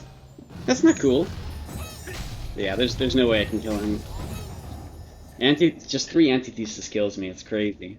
They have the 14% cast time cloak? Oh my god. Yeah, I don't even know why I was put up against them. They're like the top person in the leaderboard. So clearly the matchmaking system isn't working. Still, to this day. It's only been 5 years, you know. Actually, we didn't always have a leaderboard, did we? Wasn't there a time when you'd only get honor from the arenas and you can only go in... Yeah, of course. But there was no leaderboard, I think. I don't think in the earliest days there was a leaderboard. Or maybe if there was a leaderboard, there were just no rewards for it. What class were they playing? Soothsayer.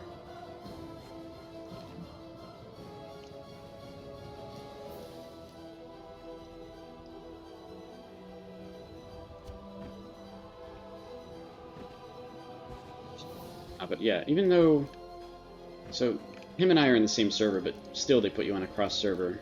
Although sometimes I've noticed that if you go into the arena and come back out, you will actually keep the chat.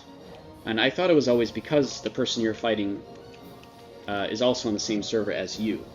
But it doesn't seem to be the case always. So it's a little bit finicky. Sometimes it's like, yes, we'll put the... you know, the combat will be on your server, and sometimes it isn't. It's very strange. Oh, an Abolisher. This could be cool. I do like fighting Abolishers. Usually they'll win because of the tankiness that Abolisher has. Plus, Aromancy counters me significantly. But, it is always a really fun fight, so I will enjoy this, I think. I have to get all my combos off correctly, I have to do a lot of things properly. Against the Ebonsong, I wasn't doing all my combos properly, because I could have disabled their ability to even use the bow for some time, but it was always very hard to catch up to them. This fight is different for other reasons. Because of the buffs and debuffs that they have, which I have to play around, of course. But yeah, pretty much. That's right, Cody. Oh! His Shackle is really good, too.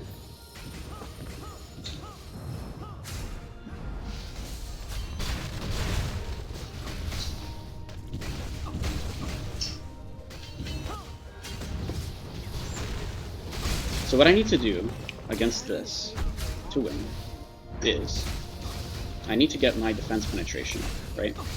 And I can actually do that in quite a number of ways, which is awesome. I'm actually very happy with this build because of that. So he just missed all of that, and he missed that too. Ooh, but he used his potion. I didn't use mine yet.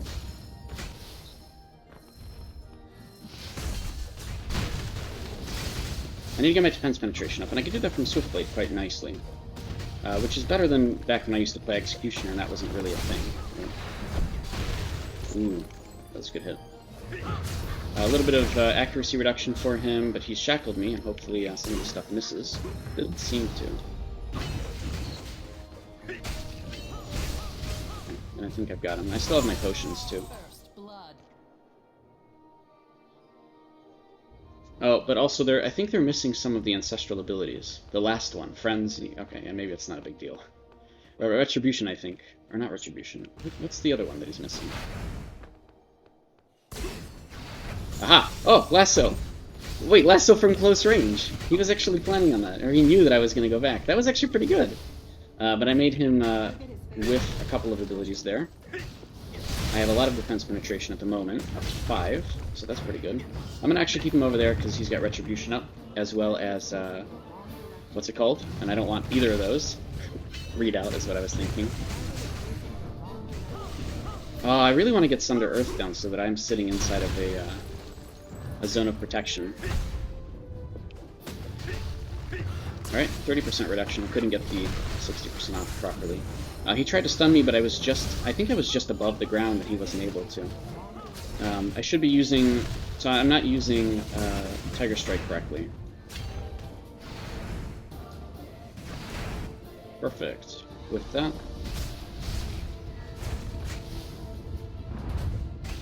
Oh, I can't snare him. He's got snare immunity for 30 seconds now. I can still get another Impale off, and then I want to keep him in here because of the 30% reduction in accuracy. Oh, invincibility, okay. I'll get my mana potion back, I guess. I need to do a lot of damage against him. Stunned. And now I want him to do his rotation, but see, I'm inside of my field, so I take 30% less damage while I'm in here, which is really great for me, of course. But now I have a bunch of things I can do to sort of finish off the fight at the end. I think he's still missing some of the Ancestrals that do matter, because he's level 10, and I think you need 12 to get the last one right now. So what is it? It's the one for defense I think matters. Let me see.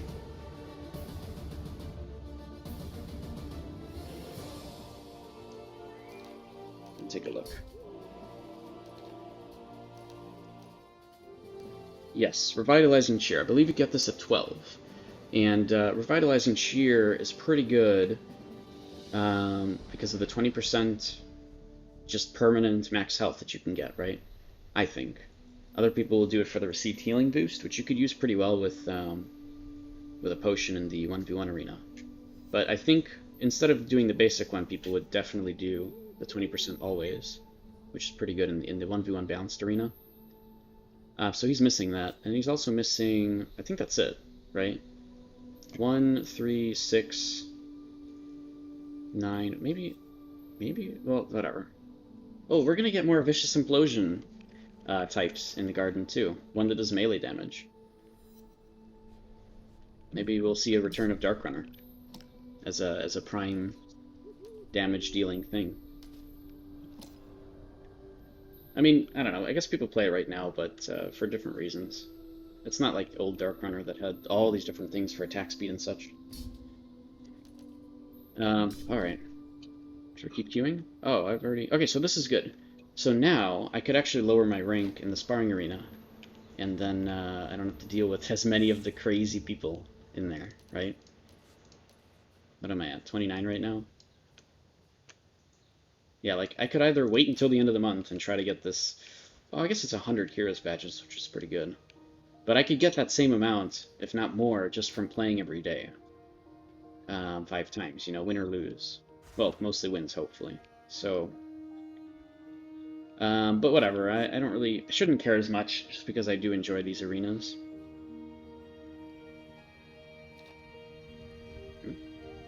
Who wants the duel? I mean, I can let him win. I just don't know. He's very low gear score.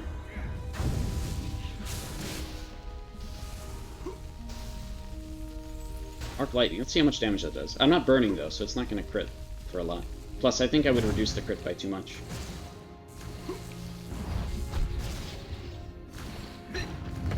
Oh, he got out of there. Should I kill?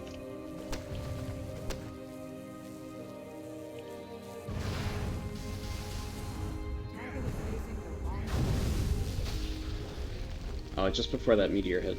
I think he used Lightning Meteor. Thanks. What does thanks mean? Why did he say thanks? Alright, I have no idea. Wait a minute. Okay, I have no idea. Yeah, I know. Most people at the top are using ults. It's true. I guess it's true that I won't actually fight those people because they're abusing their ults. So if anything, But that's also probably why you don't see as many of the 1v1 cheesy builds, because people don't need them anymore. They can just fight their ults, right? And again, I'm pretty sure that's against TOS in some way, but it's like, it's impossible to actually catch these people doing it. So how the heck are you gonna... Like, Art. Art is the only person in there. Now, to be fair, he plays Dreambreaker on a regular basis, but it is definitely an extremely powerful build in 1v1 that people used to play more often in 1v1 arenas, but you just don't see it anywhere here, because all these people, or at least so many of these people, could just be fighting against their ults. Except for this guy. This guy, Moku, who's won almost 60% of his fights. It's Dagger Spell, in sparring, and he's got 310 kills and 220 deaths. This guy is fantastic. All he does is play this arena, and that's it. That's all that he does, which is awesome. I really like that that's something that they do, and they're still in the mythic category, even though they've only won 60% of their fights, which is crazy. I know, yeah, Dagger Spell used to be really good, and it's changed a lot since then, but I still think that it's really good, especially with a lot of the changes coming too. I think that they might want to switch out, I don't know, I guess there's nothing really to switch out. The idea would be to go Malediction instead of, like, Witchcraft maybe, but in a 1v1, Dagger Spell is still really powerful. Dagger Spell is toxic and it should be deleted. It's very powerful in 1v1, definitely. But anything witchcraft-based can be powerful in 1v1, for the most part. How much more time do I have on Crisp? 60 minutes. And then it resets today. Cool. Where am I here? So what am I in Gladiator? Am I on the board yet? Oh my god. I have to kill quite a few more people to get on the board here. I'm not even sure. I wasn't even on the board, and I fought this person. I am not even on this top 100 board, and I fought the guy who's number 2 right now. Yep.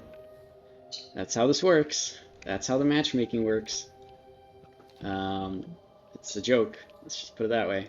And hopefully someday it gets fixed, but it's clear that they're not really paying too much attention to the, like, making the arenas work. They do occasionally excel, but we're kind of stuck with what we've got here for a long time. Free-for-all, maybe? Actually, no, I did want to do this. Just to cool down, I should do Fall of Rome, if people are even doing it. Or is something else supposed to happen right now? Is it like a Doom today or something? I haven't even done Abyssal Library yet. DPS. Oh, it's Sojourner. Is he here? Or is he AFK again? I've noticed he sometimes AFKs inside of these teams. By accident, I'm sure.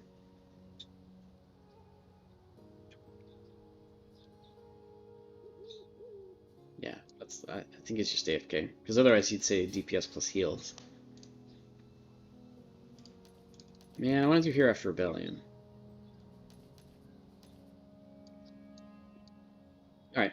Anyways, while there's, folks lurking in the background, if you guys have any questions related to arcade stuff, mechanics, if you want a theory craft about a build, any of that sort of thing, please feel free to bring that stuff up.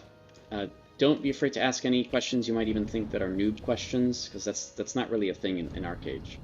There's no such thing as a noob question, because everything in arcade is extremely complicated, so feel free to ask whatever that's related to arcade. You did Abyssal today and a random person auto-rolled on the pants you needed? Oh, but you got them. Okay, good. Wait, you got the pants now? That's it? You just need one more? Nice. Wait, is it like the exact pants you need, or do you have to use one of those expensive conversion scrolls?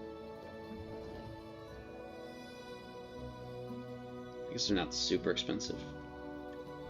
Oh, they got it. Oh, never mind. My bad. And got it, of course. Yeah. Yep. I know. You'll get them eventually. It will happen. It will happen. I can guarantee you that. Alright, because it's obvious. It's gonna happen. Man, if I go to drill camp, it's just gonna... somebody's just gonna boot me out. I guess it doesn't hurt, right? Because even if you lose, you get 8. But if I get booted out, I don't think I get anything, right? Not even the 8 one. Hi, Sinisterberry. What's up?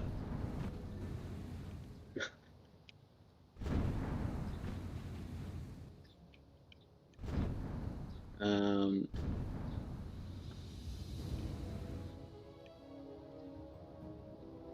it's gonna happen. Yeah, I know. You want the 7 set bonus. I know.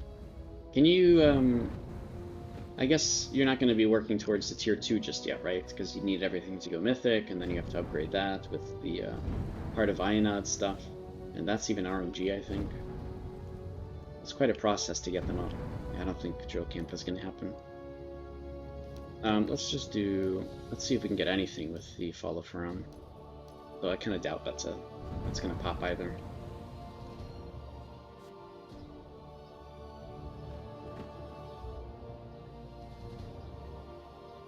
Oh, it actually shows you on the map where the Ionod Animas can spawn when it becomes war. I didn't even know that. I was just looking on the codex where they spawn. But it's not somewhere in this area. I think they have specific spawn points in this area. Unless it is somewhere around this area. But I need to start coming here during war just to try to get them. G2 sounds like a dream.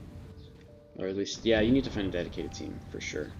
I have seen Heart of Ionod runs, but like, I don't know. It's not that hard. It's actually really easy to do them. So, but I've seen like pug runs of Heart of Ionod. It's not terrible.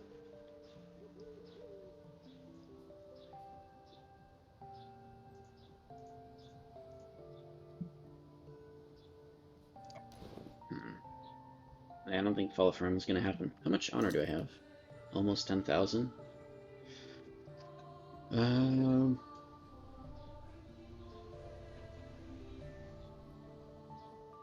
See, I don't know whether or not I should spend honor on more serendipity stones, or just go for the honor gem increases.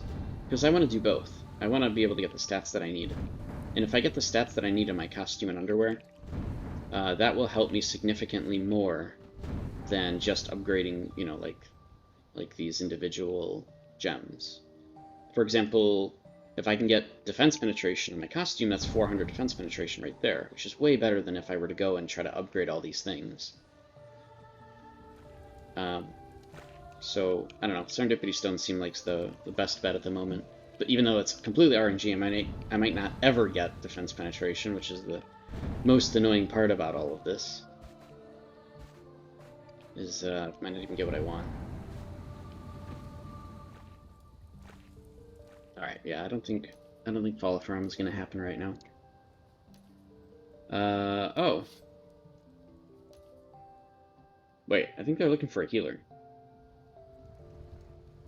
I think Sojourner is actually AFK though. So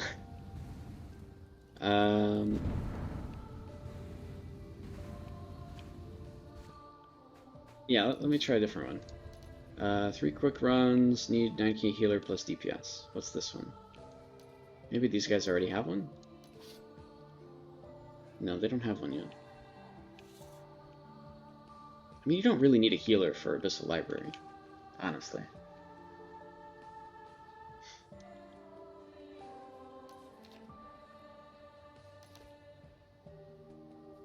Oh wait, we have a ranger with a club. I guess we're good.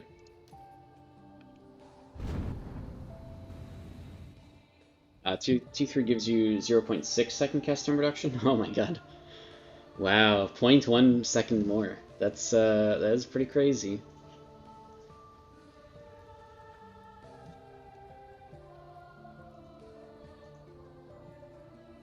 Wait, who's discarding what? With a 0.1 second cast time increase compared to tier 1 and 2. Actually, what is the increase right now? Is there any significant increase at the moment between tier 1 and tier 2? So here's Radiant. And Cloth gives... No, not really, right? Makes Flame Holy Bolt instant. Wow. That's pretty cool. Alright, increases healing power plus 20 every time you heal a target with less than 30% health. Stacks up to 5 times. I wonder how long that buff lasts. And then tier 1 is the same exact thing. Everything is the same. 70, 192, 70, 192. Yeah. So I guess, yeah, you're mostly only doing this for the cast time. Huh. The cast time reduction is really good, though. It's extremely, extremely good. But the end game for the library gear is just, like, really high. Like, you have to run Heart of Ionad so many times. I mean, I'd be more than happy to help you out, WoW, with getting that done. If you need Heart of Ionad done, you know, count me in. Those are really good runs. I'm sure you can also get Art as well, because I know he likes to run that stuff for the money. So now we just need 2 more DPS, really. If we can find some people for that, we could try to make it a regular thing.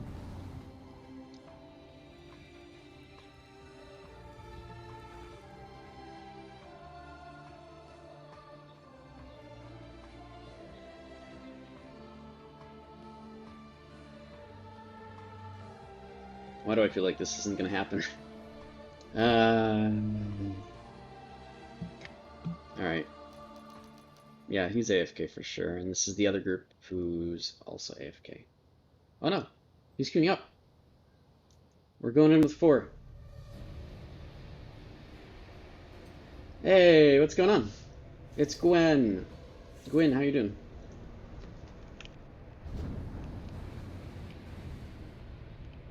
Alright, we're doing this with 4 people. Is everybody actually appropriately geared? Yeah, I think so. Yeah, we're fine.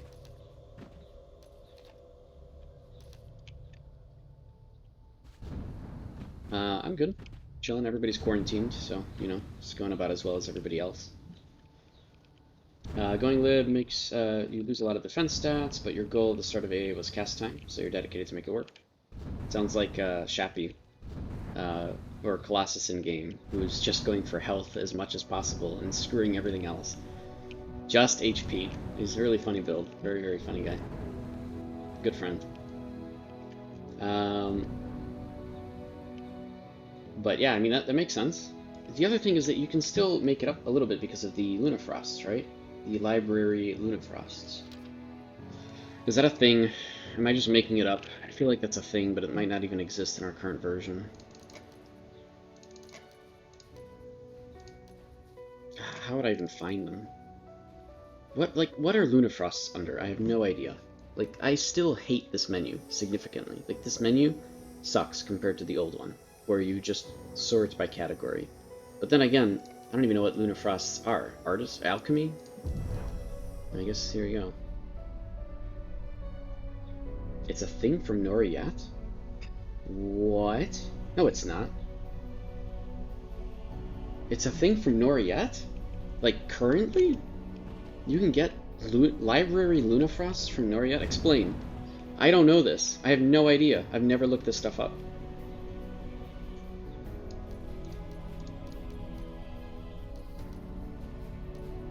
Oh, Ionad, Aranor, Gods and Heroes. Oh, I forgot you can craft these things. Aranor, Ionad, Luna drops. Okay. Yeah, I think you're right. It's not here. We can't even get a, Oh, 4th boss, looking for healer. Hey, Prince of Pain. Wow, come in game. Are you in game? Wow, go to this thing. Looking for 11k DPS. I don't know if they're actually full now, but, no, I think they're full now. Can't join teams while you're queued for an instance. Yeah, I think, let's see. Oh no, dude, he just started, actually. Finding people, Prince of Pain. We could do this. Do you want to do this? You're max today. Oh, man. I might join him, though. Because the 4th boss is easy. You just need a good group. I'm gonna join him. It might take a little longer to get this, but I want to do the 4th boss if I get the chance to. Wait, is this me? This looks like me. Everything about this is the same as me, almost. Look at this. Look at the stat comparison. How do I... It's very similar. Except he's got a mythic bow, but he's an Ebon Song, so... Alright. Yeah, we'll try to get a group.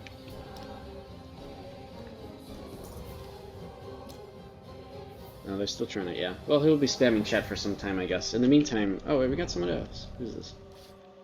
Another Evan song. Okay. I mean, they have an eternal bow, so I guess that's good. We should be fine.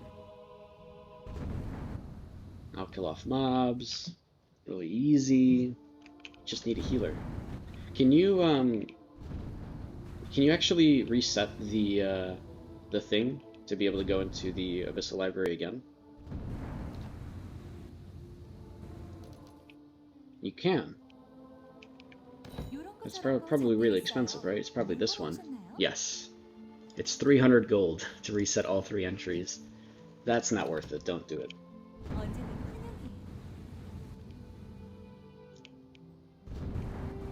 Yeah, 100 gold. No, it's 100 gold per, right? Because you have to reset all 3 entries at the same time. So it's 300, I believe. I don't even know. Maybe it only resets 1. I have no idea. Oh. Well, anyways, now's a really good time anyways for people to ask any questions and such, so if you guys, I know, yeah, it's a bit, 300 gold is quite a bit. If you guys have any questions about the game, or you guys are trying to learn anything new, feel free to ask. That's mostly why I'm streaming right now anyways, is to help out new players and help answer questions. Nah, don't spend 3k to, yeah, don't do that. There's no point. You'll just get it over time, eventually. Yeah, if we get to 4 people though, and we're still looking for a healer for some time, 3 runs, I mean, you'll earn back your 300 gold technically in the items that you get, maybe. But I don't know, I still don't think it's worth it. 300 gold is a lot. How's the game doing? I think it's pretty good. Things have been nice. You know, it's, Win is a little different because it's very, sort of like east, the one guild on the east does most of the content, but generally it's doing fine. Cross-server arenas have made it pretty popular, like overall, so you still get to fight and do a bunch of content.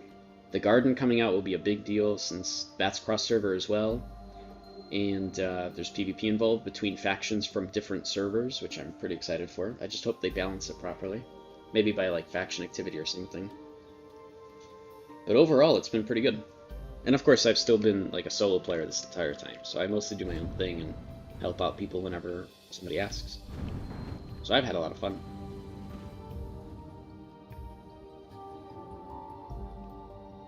Also, how much longer do I have on the on my Xperia tree? Let me go take a look.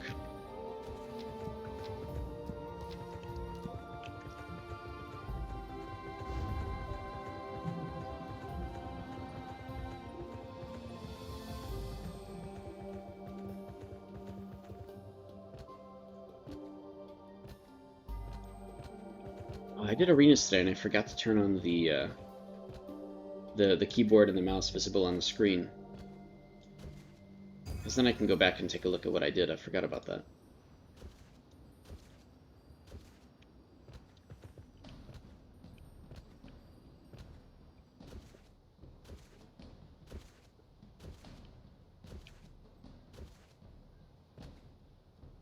Somebody put a jelly just in the middle of the floor. That's pretty funny. Alright, Xperia plants. Alright, seriously, somebody in my family keeps growing mushrooms, and they haven't picked them. And, I don't really want to use these fields for anything, but, like, it's just mushrooms. Oh, I think they did it as a joke. They must have done it as a joke, because it's a mushroom house, and they planted mushrooms in the field. That's definitely why they haven't picked it. They're doing this because it looks funny. Alright, I get it now. That makes perfect sense to me. 5.5 hours until this thing. Okay, cool. I'll be there for it.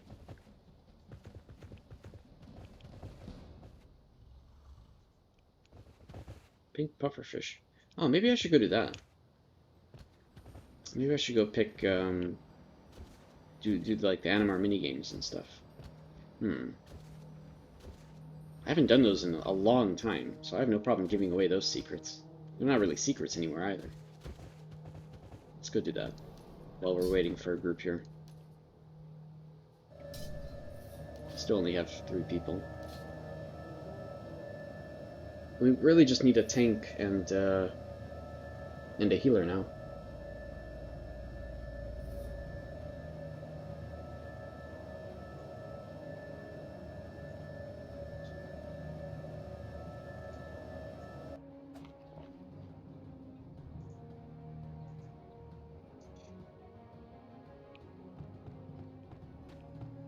Oh my gosh, I was going into Gladiator Arena and I didn't even have the statue buff. Whoops. Not that it would have helped too much against the only one that I lost. Let's go to Animar.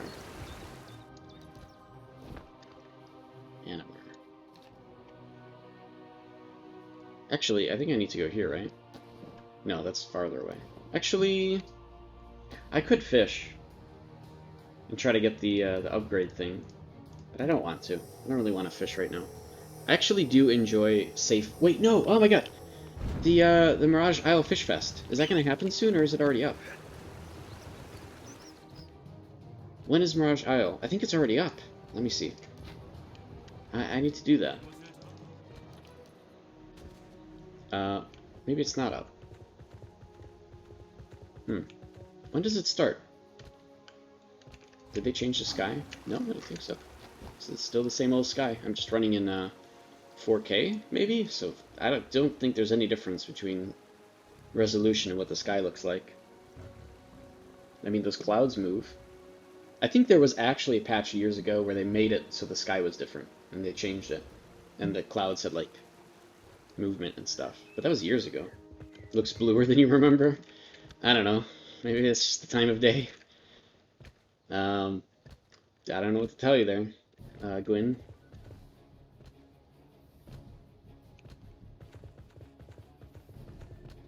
So I guess Mirage Isle's Fish Fest isn't up maybe for another 15 minutes. Let me see. 12.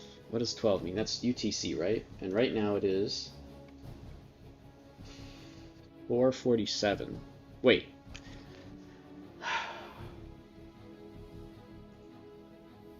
This isn't right. This would mean that the Mirage Isle Fish Fest has been up for a while.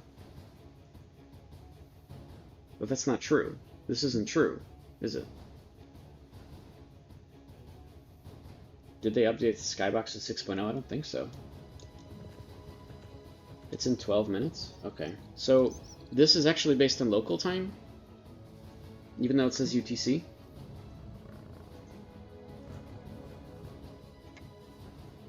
Because for me it's 12. This is noon. This is correct for local time. Grimghast, this is in-game time. Siege is Wednesday. What is 21? That is yeah, 9. Actually, that's correct. Is it? Is 9? I'm trying to think. Is this correct? When is Luska's? This would all be the same, but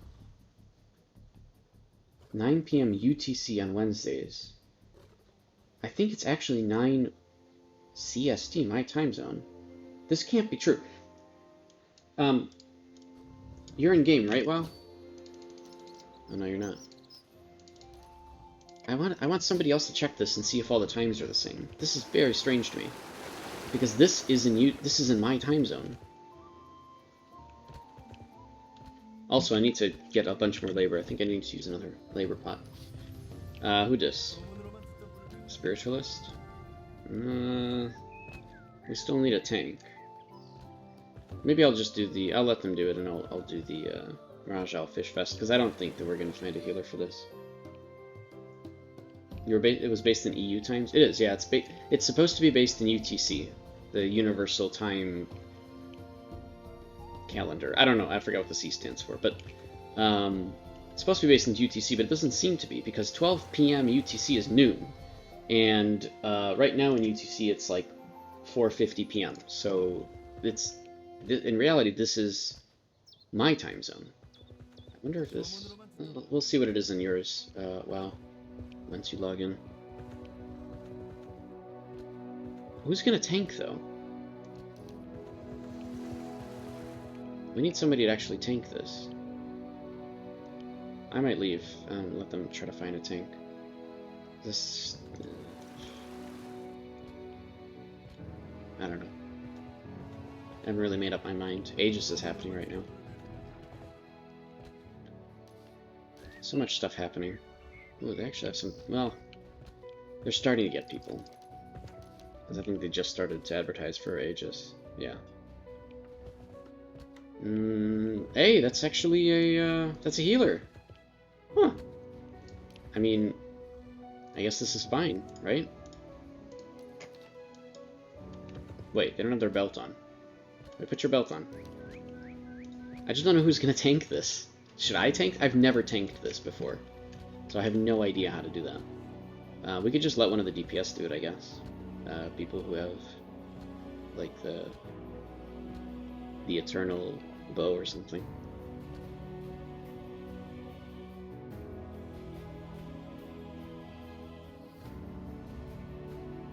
Oh, we'll see how this goes, I guess. I'll miss the first few minutes of Mirage Isle, but that's okay.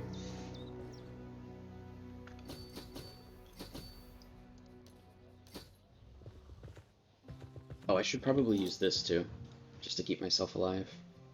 The Haram ring. So this is gonna suck. So when you, I don't know if anybody has the fully upgraded Haram ring, the flawless one, but you don't get to keep this augmented one, right? So if I get the flawless Haram ring, then I lose this ring with all the defense stats for when I need that, right? I think that's correct. I still get to keep the flawless Dream ring, but I liked having a ring with defense stats on it, just if, you know, if I'm playing a backline support build. But I do want, obviously, one with defense penetration. It would still have damage reduction, but defense penetration, skill damage, and damage reduction. But that means I don't have a ring that gives resilience and toughness, which this one's a really good ring for that. It would be nice to have all three.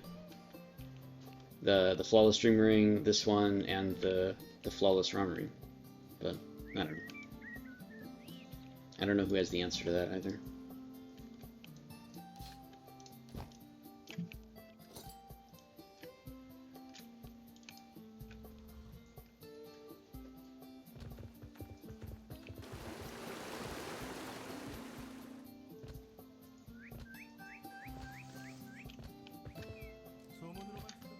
Alright, well, we're waiting for an instance, I guess.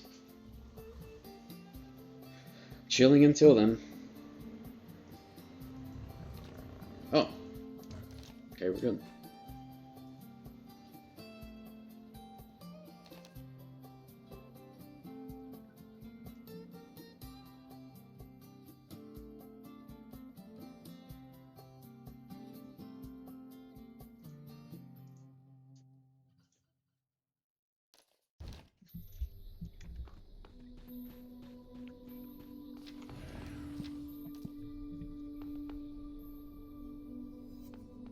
Alrighty.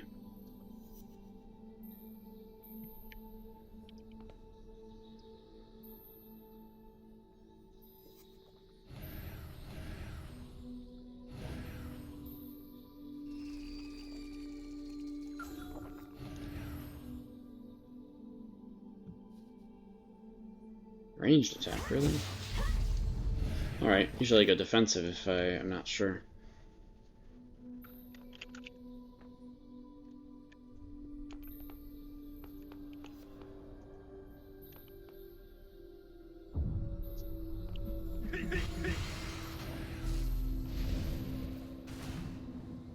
Yeah, go for it.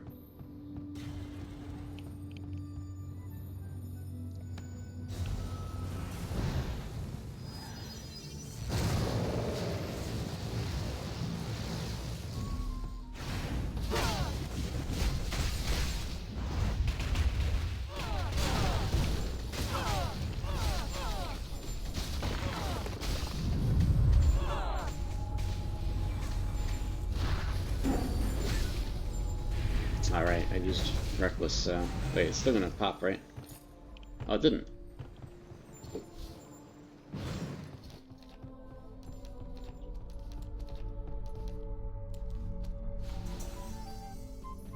Oh, he's respecting?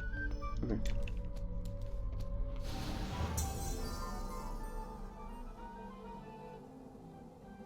does he respect me to?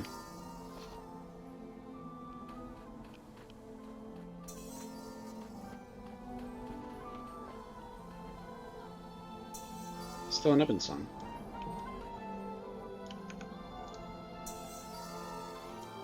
Still an Eben song. Wait, I'm confused. Alright. Guess they were just changing their skills around then. It's fine.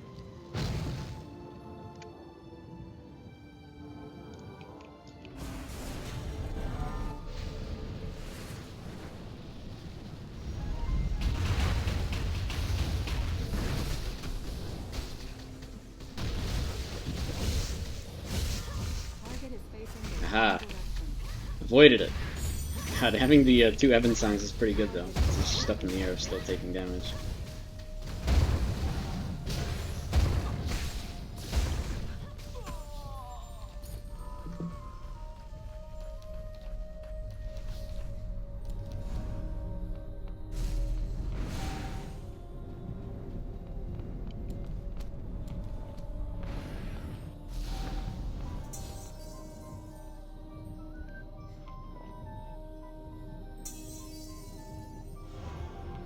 There we go. Cool.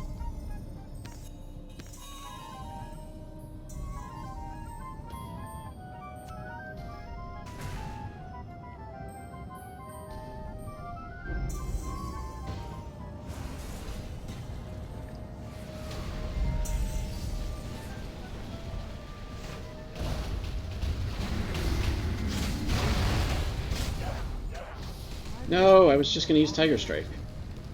Literally pushing him.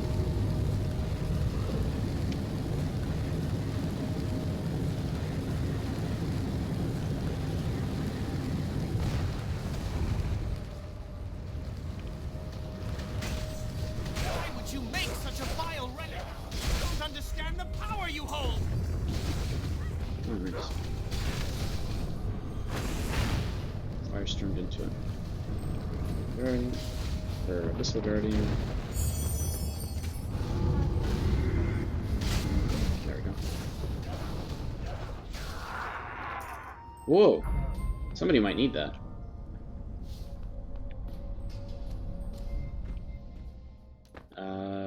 Right? I can do staff, okay. Yeah, I guess, this is up for grabs. I didn't get it, though.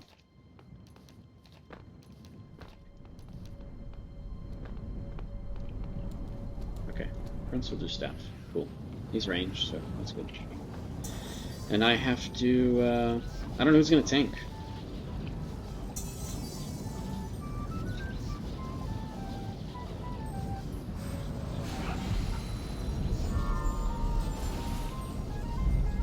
Who's tanking? Yeah, face away from the boss from this one. Yeah. 2, 3, 4, 5. We're good, but I don't know who's tanking. Melee kill, yep. Yeah, it's a pretty easy fight. We just need to know who's tanking. Highest DPS should tank, right? Highest DPS, yep.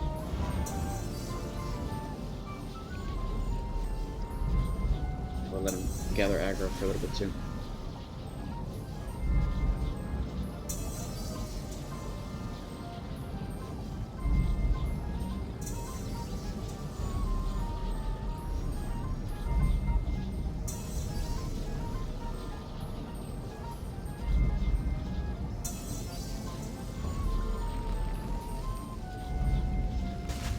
Yeah.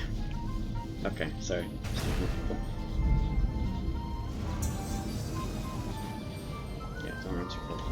Generally, this is okay. I think it'll be okay. It might take a couple tries since he's never tanked it before, but I wouldn't be any better, so I can't volunteer for it because I've never tanked it either. Actually, that's not true. I have tanked it before. Back when I was crazy DPS, a long time ago. But I don't remember. I don't remember anything about it. I think it's just you just run through and he's doing the thing. So I'll let him get the aggro.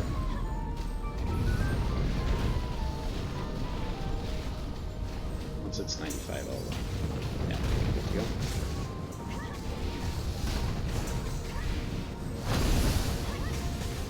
need to be putting Sun to Earth over us. Oh, here we go.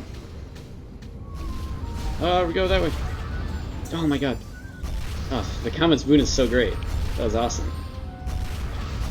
Just need to stay right by his leg.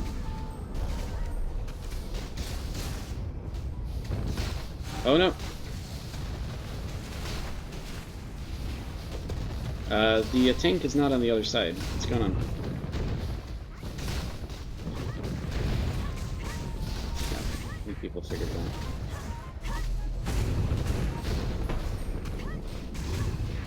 Uh oh, he's got one stack of this.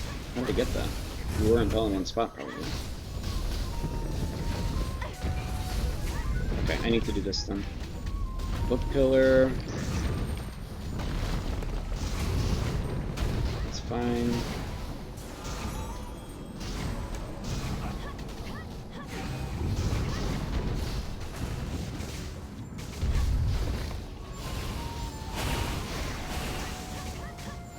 Need to this. And then I need to do this.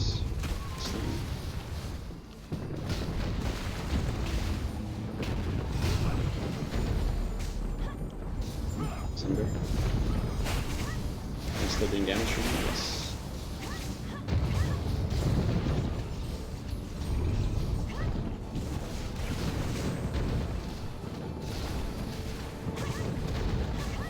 Okay, it should be doing a rotating thing soon.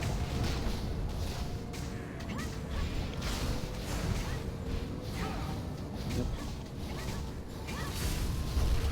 Oh!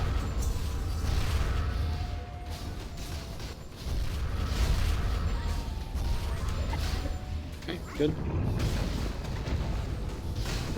I just need to, okay, good, he's there. That's fine. As long as the tank is in a good spot. Everything's good.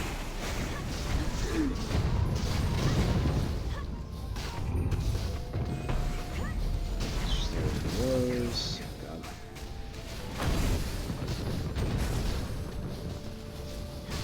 Take mana back. Oh, there we go.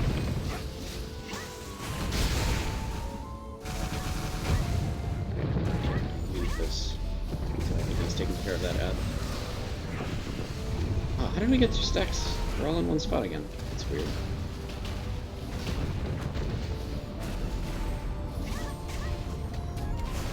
Okay.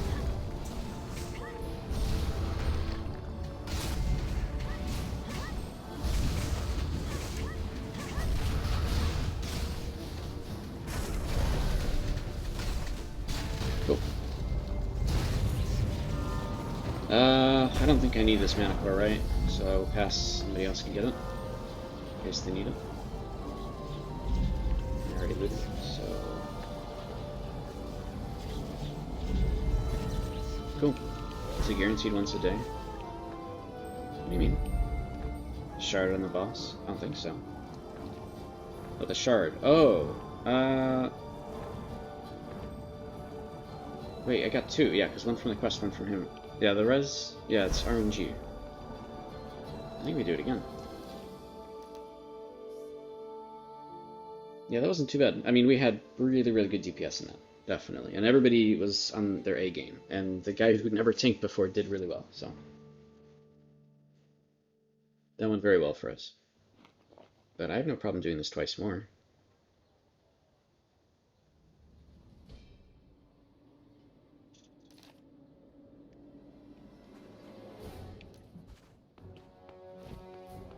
So should I just save these up? I'm not doing any kind of library stuff, right? But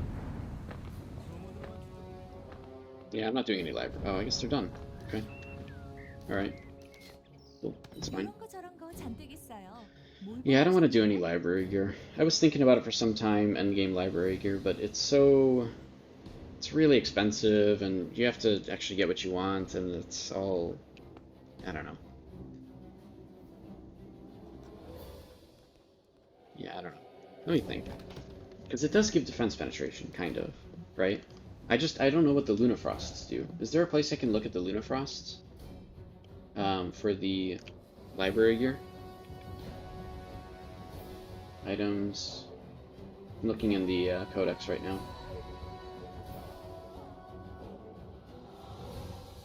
Luna Stone. Okay. Abyssal Lunafrost. Rage, Abyssal Lunafrost, Greed, Arrogance, and Slaughter. Grants additional effects based on the number of Aranor Lunafrost socketed. There's a text issue here, but it doesn't look like there's any... Like, I don't think there's any combo effects for having multiple of these. It's just each one gives you 15 attack, or 15 healing. So it's not the greatest thing in the world. It doesn't say where they come from, at least on the codex. Is this it, though? Is this the only ones?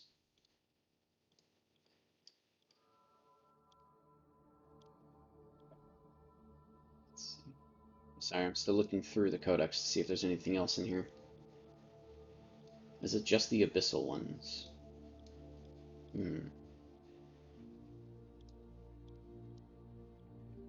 Yeah, I can't find anything else right now. So I think, yeah, Abyssal Lunafrost grants additional effects based on the number of Aranor Lunafrost socketed. It's weird that it says that, but maybe the codex entry just isn't complete. Maybe there's more to it than it says. The actual set itself, let's say tier 2, for leather strength. Where is it? Where's leather strength? Here it is. Gives chance to ignore the target's full defense. It's like the old one from a different set, where every 20 seconds something you do will just completely penetrate through defense, which is okay. The extra attack percent is good, the extra attack speed is good, but you lose all of the other benefits of Haram, like I would, right? I would lose the benefits of resilience and max health from all of these different gears. So I would become true glass cannon if I did this. I don't know if I want to go true glass cannon like that versus just using Haram. I feel like with my defense penetration build,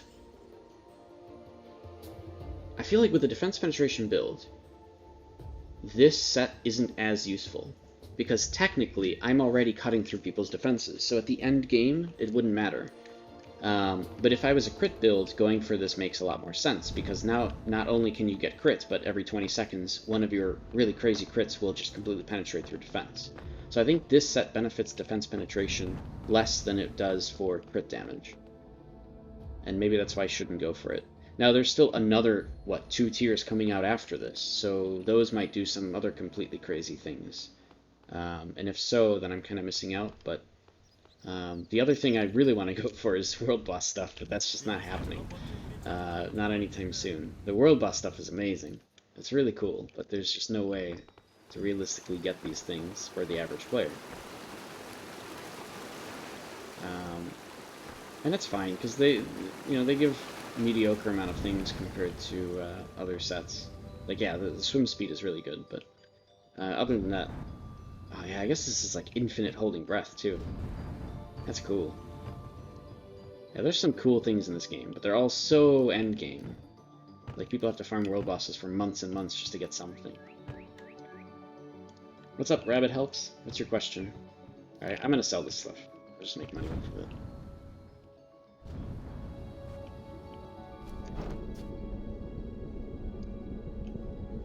Oh, I also got 2 of the sunglows. Nice. You got lucky. 5 from that one. 5 from that one.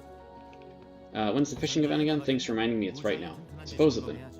Wow, if you're in game, can you tell me what your event calendar says for it? Because I want to see if it's actually localized somehow. If so, I'm going to start yelling at more people to put more things on there or something. For some reason it is actually local. But I doubt that it is. So it should be right now. Let me go check. It should have started 9 minutes ago.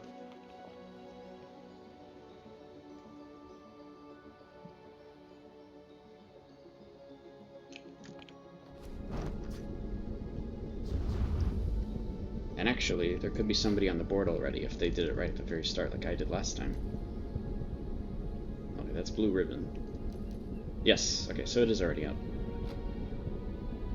4.5k Apex on Legacy. I don't even remember what good prices were for those. 800.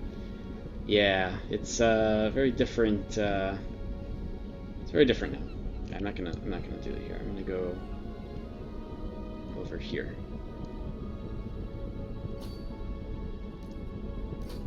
Yux, you coming over here? You want to do some fishing?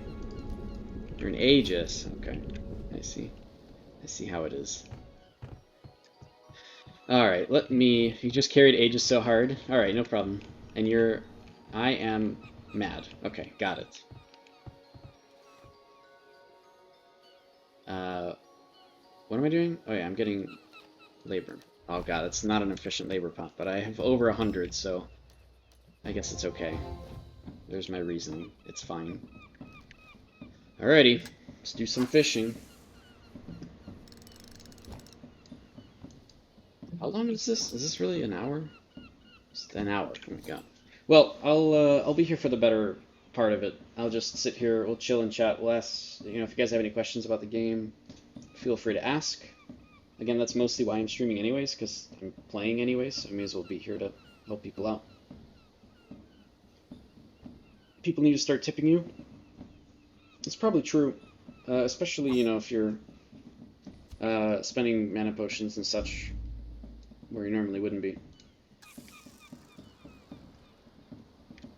But, you know, the same could be said for me too. People gotta start tipping me for killing people, right? For keeping people alive, you know? For keeping you alive, you gotta be tipping me. You just use like 12 of them? Alright, that's fair.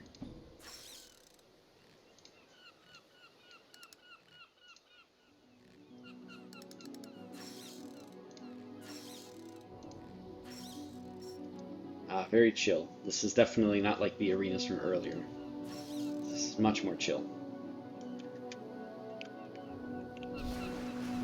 Right back. Just need to get some good fish here. Come on. What is actually the, there's no way I'm gonna ever get it, but what's the, rank 1 reward? Rank 1 is only 30 Fisher coins and 1,000 gold, but if you're looking for the coins themselves, even the top ranks don't give as much. 30 is alright, but, I mean, to be fair, it'll save you a few weeks to get the, from getting the mermaid bath. But geez, it's so hard to get. It's so lucky. You have to get absolutely lucky on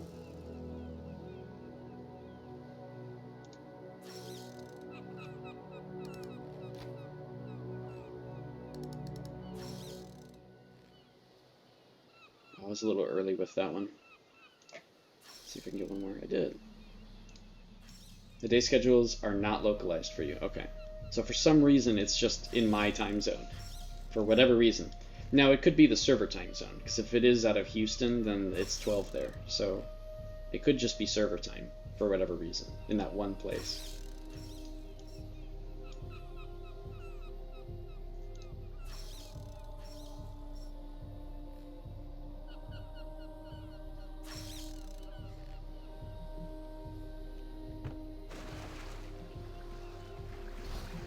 Another fry.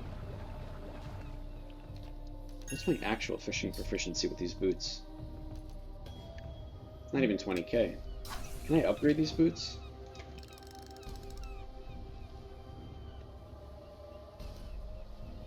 Oh, it needs eels. I mean, I guess I could upgrade them. That's not that bad. I don't necessarily know why I would. Oh, I should start doing this. Wait.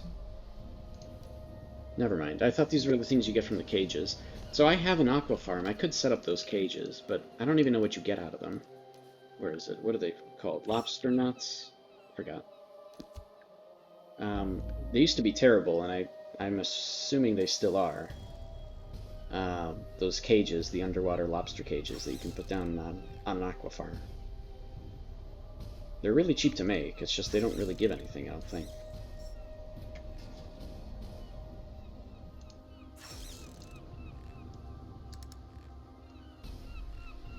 Like, they have a chance to give you trash you can sell to the vendor, I know that. But I don't know what, like... I don't know if there's a jackpot or anything for it that I'm not aware of.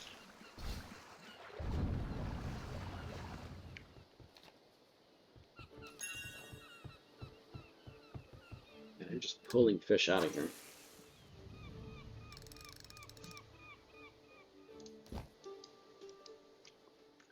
Let me, I'm gonna turn off Crisp for now.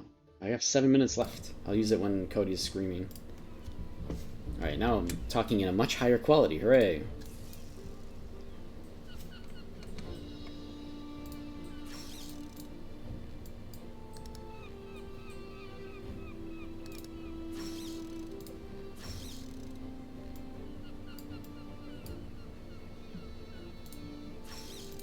Target is facing the wrong direction.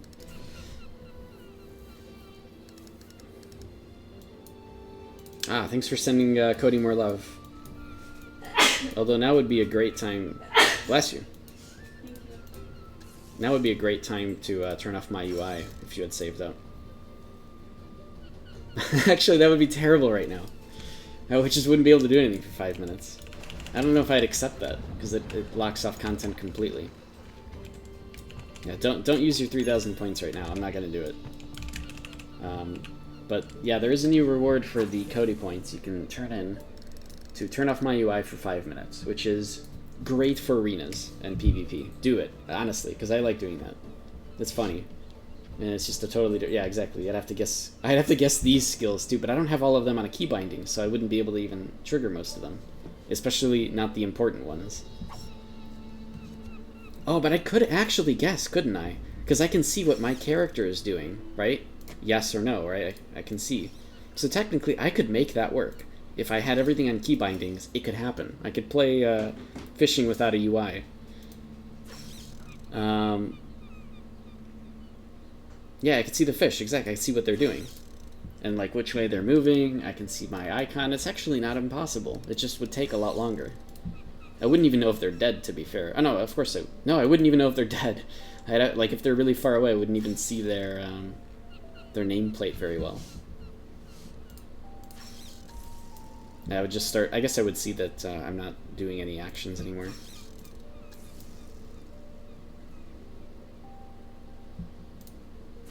I guess it's possible. I just need to put these on a hotkey.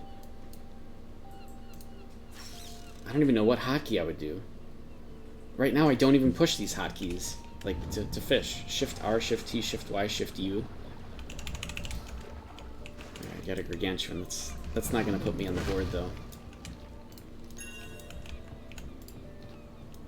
Yeah, that's not going to put me on the board. Yeah, you used to that forever ago? You were never looking at the buff? Wow. I don't even know why. You know, now they've made it even easier. They actually highlight what buff you're supposed to push when you have to push it. So they've made it even simpler for people to understand. Oh, use arrow keys. Oh.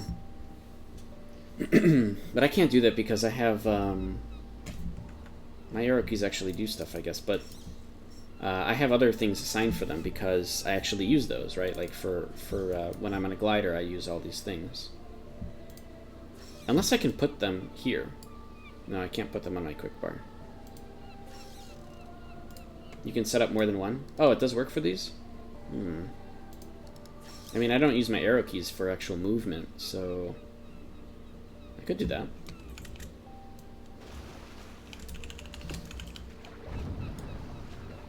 Should I try? Let's do it, right? What does it hurt? Let's see. Shortcut bars. No. Game key binding. So what would I do then? So I can't use num 0 because I use that for other stuff, but I can do arrow keys and end maybe? What's end do? Nothing. So let's do end. T. Okay, we'll do like this. So left, right, up, down. Well, then what's the last one? Crap. Arrow keys and some other key that's within reach. Yeah, but I don't know what. Delete? Yeah, I'm never going to use that button. Delete. Right? Delete would be the big reel. Alright. So then what? End. Right shift, no problem. You have 4 direction plus lure. No, 5. 1, 2, 3, 4, 5. You get left, right, give slack, reel in, and big reel in. So actually it's 6 total. But yeah, I see what you mean. You have to have one more. So I use the delete button for big reel in. I think it's fine. Alright, so let me just do this with hotkeys to get used to it in the first place. So that's up. No, that's delete.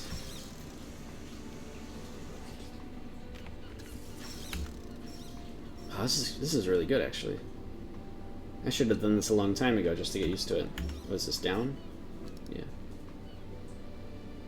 You use mouse to cast? I don't... Yeah, exactly, right. So this is right. Left. So I have to keep pushing delete because that's my big reel in between all these. That's up. Delete. Right. This isn't too bad. Now, so once I get used to this, then I will start looking at him and seeing if... kind of trying to figure out what he's doing. Oh, no! Delete!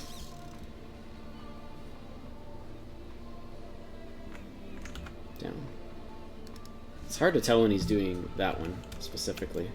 Alright, it's not too bad. Big reel should be up arrow, you think? Because fish jumps? Yeah, I guess that's true. Alright, we can do that. So let's change big reel to up. Small reel down, yeah, I did that. So the only difference is this, give slack. That's why I did give slack to up, but I guess I can make that delete. Okay, let's see.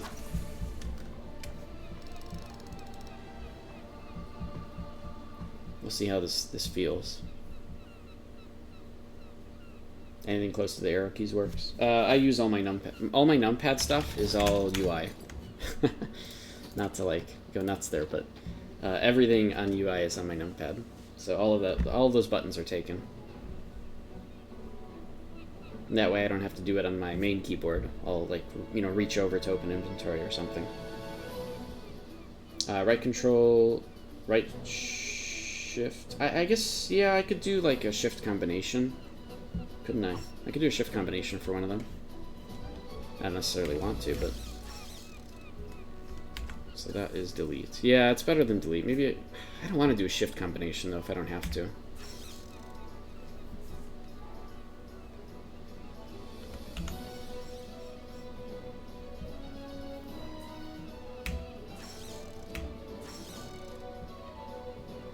See, this would confuse me. The phase where he doesn't do anything. The adheres to reach all of them with one hand. Yeah. Then you can sit back and relax. Yeah. that's yeah. What are you trying to free up one hand for while you're fishing, Gwyn? Is something going on with the other one?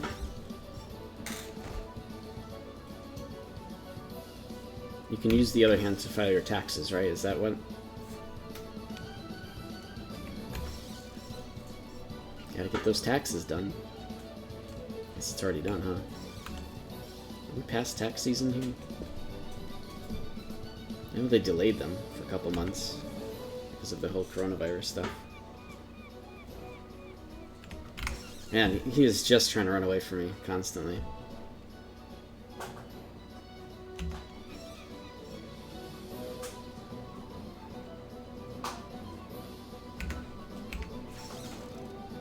Okay.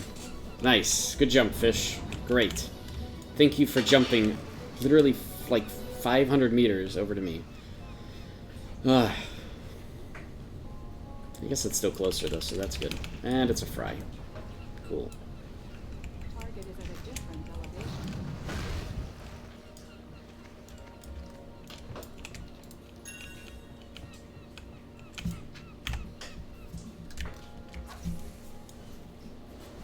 Not too bad though.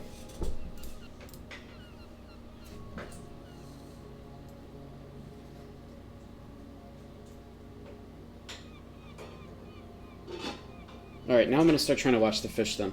Yeah, so in the meantime, if there's anybody lurking in the background, if you guys have any questions about Arcade, please feel free to ask. I can do my best to help with those kind of questions. Mechanics-wise, theory crafting-wise, anything. Oops, let me use the keyboard. Now is a great time to ask those questions. Just because we're not really doing too much anyways.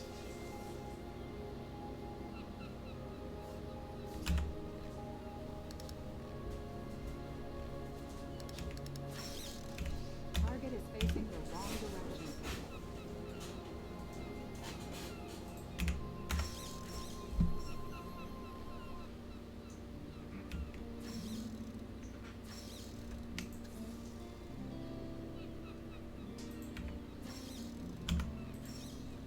Yeah, I'm starting to try to watch the fish as well.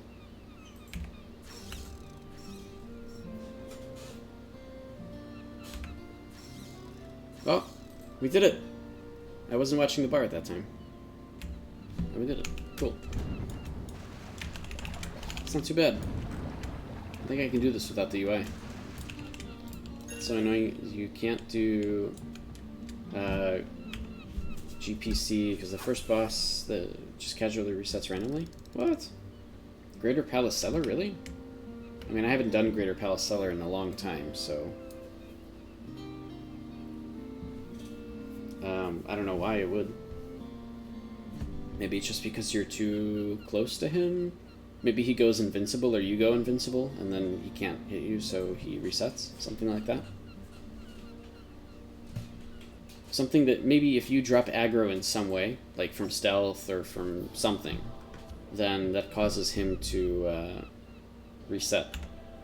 That's the only thing I can think of. Just because I've had those kind of issues in the past too.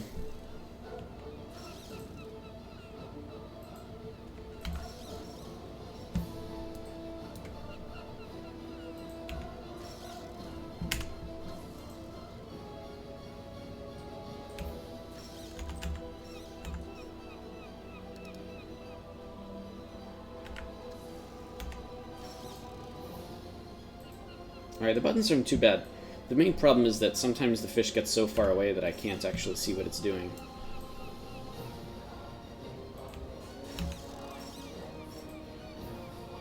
Like right now, if it went down, I wouldn't be able to see it. You think it's an actual bug? I don't know. I'd have to watch you do it just to be able to get a second guess as to what's going on. We could. I can go check it out. Let's see what's happening. If it's an actual bug with the dungeon, it's not going to get fixed anytime soon. Dungeons do seem to be like an afterthought right now. Although there is a new... Wait a minute, isn't there a new dungeon coming out? I guess that's only in Korea so far, right? It's probably not going to be in our version in a long time.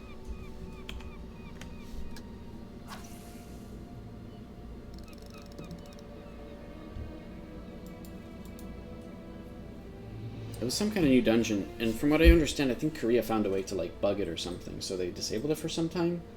I don't remember. I only heard, like... someone talked about it sometime on Reddit, like, once, so... But I know there was some kind of new dungeon.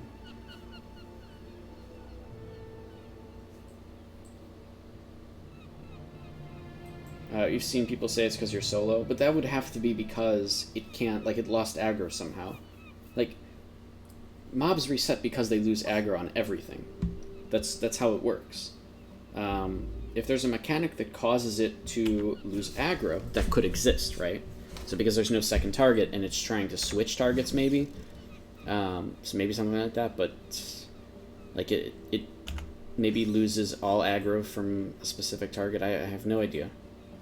But if you have damage over time, that could help. I don't know if damage over time works in that boss. Oh, Realm's still here, eh? New care dungeon is patch after garden.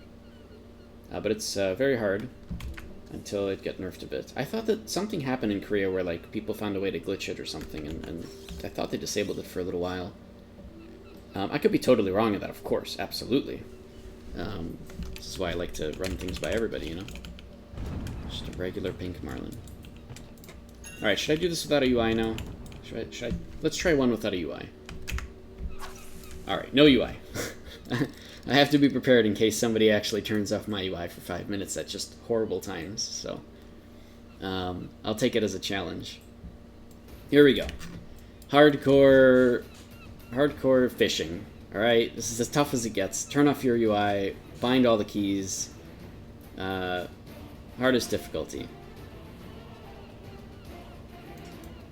If I can even catch a fish at all.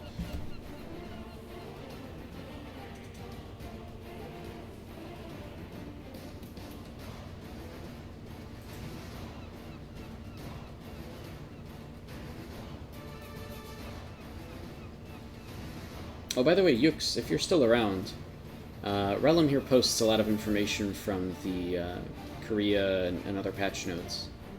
If you want, Yux, if you want to donate some of your time, and you want to deliver information to Relum, so that he can deliver it to the community, I'm sure he'd be more than happy to. I'm getting you two in touch with each other since, you know, Yux, you've got an account with Korea.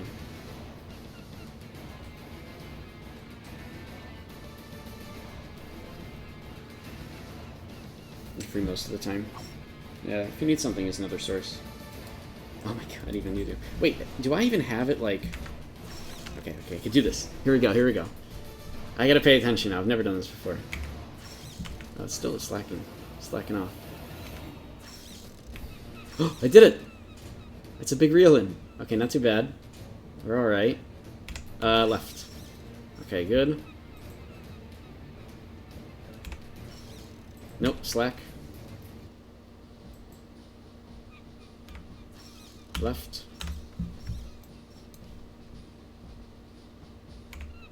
Nope, slack. Oh, it's getting really far away now. It just keeps trying to get away. Oh, I did it! I pre-did it on a big jump, which is perfect. Wait, it's dead! Ah, woo! We did it! Not too bad. And I was able to teleport back. Look at that. Nice. And it's a gargantuan, which is alright. It's not even as large as the other one. That was actually pretty cool. Alright, let me do that again. That wasn't too bad. You didn't think of the hidden UI? The HP bar helps where it goes? Yeah, it does, yeah. No, I'm doing it totally hidden. No UI. Zero UI. It still isn't too bad, but it didn't do some of the wackier things. So as a practice, that first time was actually not too bad. That went probably as well as it could get. Okay, still running away. Nope, that's down. Yes, perfect. Oh, I did it! It's a proper big reel in. Now I have no idea where it would go. Okay, that's down. Okay. God, the problem is now I can't see where it's going. Left. Why is that marker still there? Up? Nope, slack. Hey! Pre-did it on a big reel in properly. And it's dead! Ha! Okay, this is pretty good. This is pretty good. Now, if only I could tell the size. Oh, I can't turn it in unless I get the UI back. This is easy. I'm not going to say it's easier than having a UI, but this is pretty good, actually. This isn't bad. As a way to make your experience significantly tougher when you're fishing, this is pretty fun. And now I have to highly recommend it because it is funny. Thanks, guys, for the recommendations on making this work. You killed it? It's a whole bug, you knew it? It is a whole bug, I knew it. Alright, I believe you, Yux. If you think it's a bug, alright.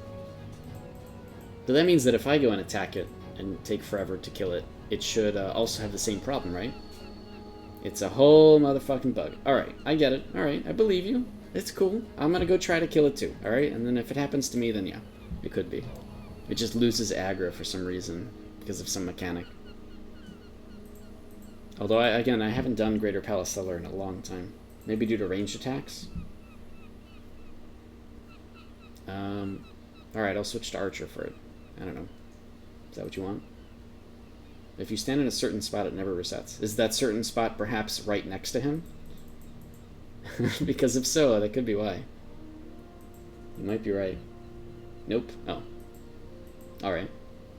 Maybe there's a mechanic, like, if you stand in a certain spot, something happens and you lose aggro, and you didn't even know about it.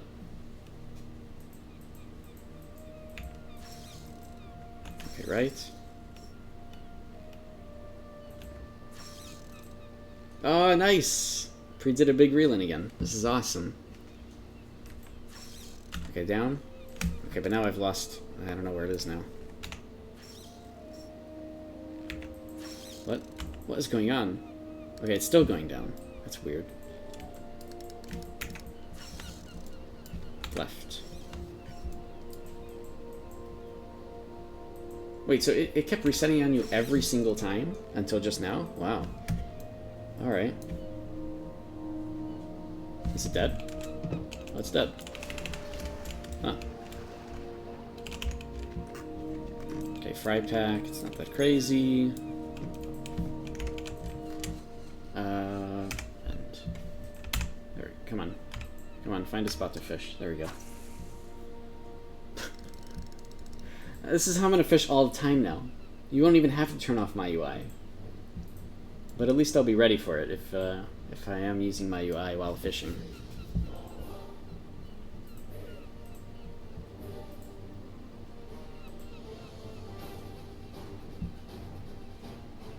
Here, I'll do it. I want to see what happens when you turn off UI anyways. Redeem. Oh, it's the same as anything else. It just tells me I need to mark this as complete. Okay. That's not too bad.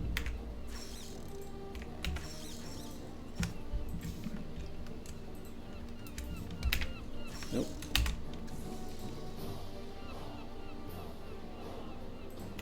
No, down. Okay, good. It'd be cooler if I could actually tie this to, like, the rewards actually hit a hotkey on my keyboard for F12. Now that would be the most destructive thing, because somebody could actually use it at the absolute worst time. But I think it'd be hilarious. I wouldn't care. I like Twitch interaction. Are pets useful in PvP? Absolutely. There's so many pets that do crowd control effects. Some are even AoE crowd control effects, so depending on the position of the pet, it could help out significantly. Yeah, right spot to do that? Go for it. I might actually... I don't know, that's scary. It's a scary thing. I'm sure there's already ones that do anyways. I'd have to install something local to my machine. I'm sure maybe like Streamlabs or something has that to some degree. Twitch plays Dark Souls. Did they ever win that? I do remember. I remember all the good Twitch play stuff. I remember when they won Pokemon. That was crazy back in the day. That was like one of the first ones. But also, let me answer this question that Boogie Pops was talking about. Yeah, so there's tons of pets that are extremely useful in PvP. For example, one of the best ones in the game are the ones that actually are just accessible to anyone for free.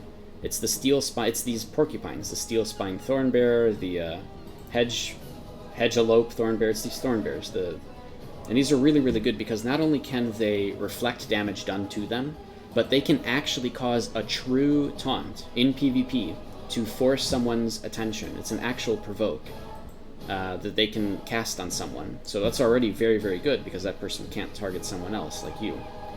There's the penguin, which is really, really good for damage and just in general for keeping attention on it. I don't remember if it's a true taunt in PvP. I don't think it is, but it's still really good just for the effects, and I think it has a stun as well. So there's a lot of different pets that are actually really nice, and there's some other ones too that are worth mentioning, but because of all of that, at least getting a couple of pets to work with is good, just to have. Not to mention they're great in PvE, and if you can upgrade the pet armor, which is quite expensive, especially in AAU, but upgrading the pet armor is insane in PvE. And I'll show that off in a second once I kill this thing, but there's really good stuff between pets, you know, between how pets work and everything, and some of them can get really expensive too. Some kind of unique pets in the game could become pretty expensive. Yeah, true, the BattleBot. The BattleBot is really good. That's another free one you can get from the dwarf area. It's just extremely good because it does a significant amount of magic damage every 30 seconds. Very great in PvP. I'm sorry, PvE, really. PvP too, I guess, but I don't really know if the damage on it is super crazy for PvP. But in general, yeah, I mean, pets are a whole other thing that people can get involved with in the game for quite a good reason. And yeah, like I said, like you said, it's cool mechanics too. Like, specifically, the Thorn Bears are cool just because of the fact that they can actually get a true taunt out and force someone to target it for 3 seconds or something. I mean, you know, just being able to force somebody to target it at all means not only have they dropped their current target, then they have to go and retarget whoever they were before if they want to go and try to kill them again. So it's really good.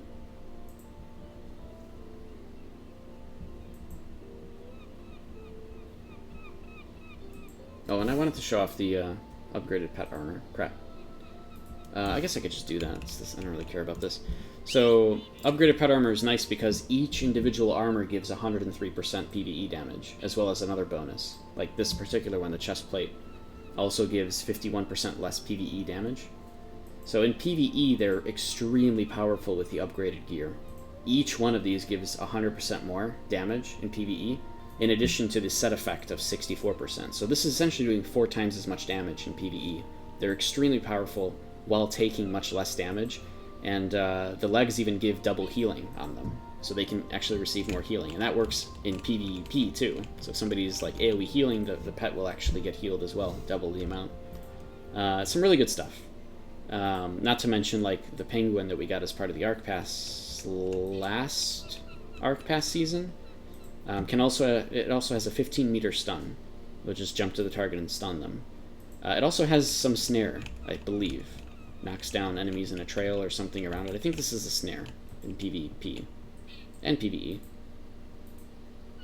Force all hostile monsters and pets within 10 meters to target it for 4 seconds. I think this is PvE to taunt, but I don't remember if it works in PvP or not. But yeah, there's really cool stuff. I'm really happy with the pet system. It's not super OP. But in general, they are extremely helpful, and people should be using them all the time. Just even in PvP, there should be pets out and mounts out all the time, just to soak up damage, just to be able to do an extra stun here or there, or a trip in AoE. But, you know, people kind of forget about it and don't really use it as much as they should be. But if every single person just reminded themselves, I need to be using my pet at all times, then the actual gameplay would be a lot more interesting. And I think Russia kind of does that. Russia's like always has pets out. It's become kind of like a common thing in PvP. You have to have your pets out, or at least it is more common than it is here. I don't know if it still is the case or not, but generally that's what I've seen. I wish we were the same way. I wish people really cared about the pets as much as the other regions seem to.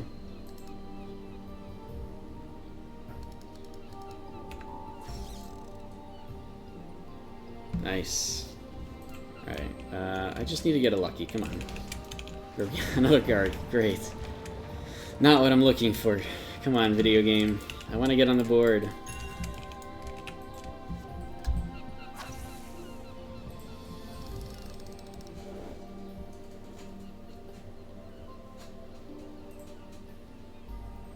You wish you had more people using defensive utility like wings and health lift? Same. That's why I have to do it myself instead. Because I don't trust anybody else to. And to be fair, you're a healer, Yux. You shouldn't be doing that. You know, running wings and not healing for that whole duration, you know, it is a job of somebody else's. Somebody who's running Aromancy but isn't necessarily healing constantly or, you know, playing in a different way where they need to be doing something else. People say all the time that you can't get involved in PvP until you get the high gear scores, but that's completely untrue because there are those kind of classes that are extremely powerful in the back line, and people just don't really run them because they want to play DPS, but yeah, it's hard to play DPS if you can't really do damage, right? Absolutely. Absolutely. But at least until you catch up with your gear, you can still play classes that are sometimes even more effective than having an extra DPS. Sometimes AoE crowd controlling or AoE defending everybody in your raid from some kind of critical moment is way better than having an additional DPS. And more people would actually take those classes seriously if people actually played them and showed why they're so important.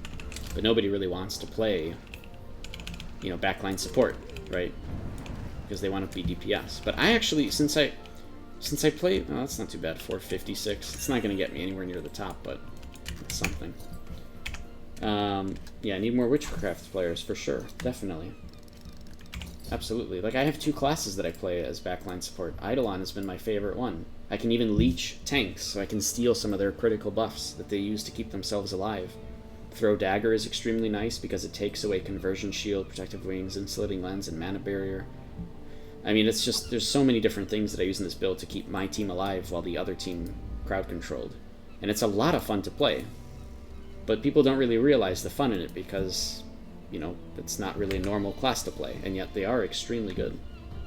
And other regions, or at least Korea does seem to, you know, use wings significantly more often and try to, you know, make sure that people are playing support classes in Witchcraft properly. It's a shame we don't see it as much in any, at least.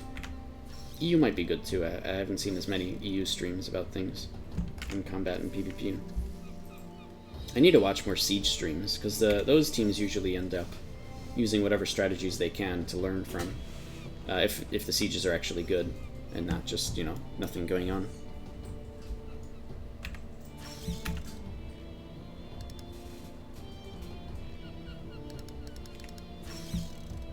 Alright, did I get the fish? No. Almost. There we go. 5 meters away.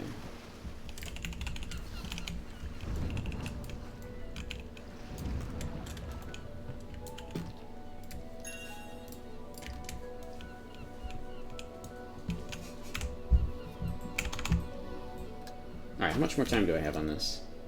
Wow, we used over half an hour on this. That's not too bad. We've been chilling the whole time. Again, if anybody has any questions about Arcade, you want to learn more about stuff, or more about different mechanics, or you just have any questions at all, feel free to ask any of those. Arcade is extremely complicated, trust me. It is. It's okay to ask questions that you might think are, quote, noob questions, because they're not going to be noob questions. They're going to be completely acceptable questions that if you didn't ask, you wouldn't be learning, right? So, don't get too stressed about how complicated Arcade is. Ask things constantly. This is a great place right now to ask those kind of things if you want to learn more about some kind of mechanic, if you want to theory craft a build. If you're lurking in the background and you have a question, or you're curious about stuff that I'm doing, please feel free to ask those things. I am extremely open to helping, you know, new players, returning players, anybody. More than any guild or any other person might. You know, because so many guilds try to hide their information or try to hide all the secrets, but I have no reason to hide anything because I'm not a part of a guild, and I try to help people out, because when you know and understand the game more, it's more enjoyable, for sure. And it is enjoyable to learn these things on your own, definitely. But a lot of players just don't have the patience for that, and I mean, that's okay too. You know, Arcade definitely forces you to have patience. It definitely forces you to have to read. But if you start understanding the game and start learning more, then I hope it'll start piquing people's curiosity to learn more on their own too.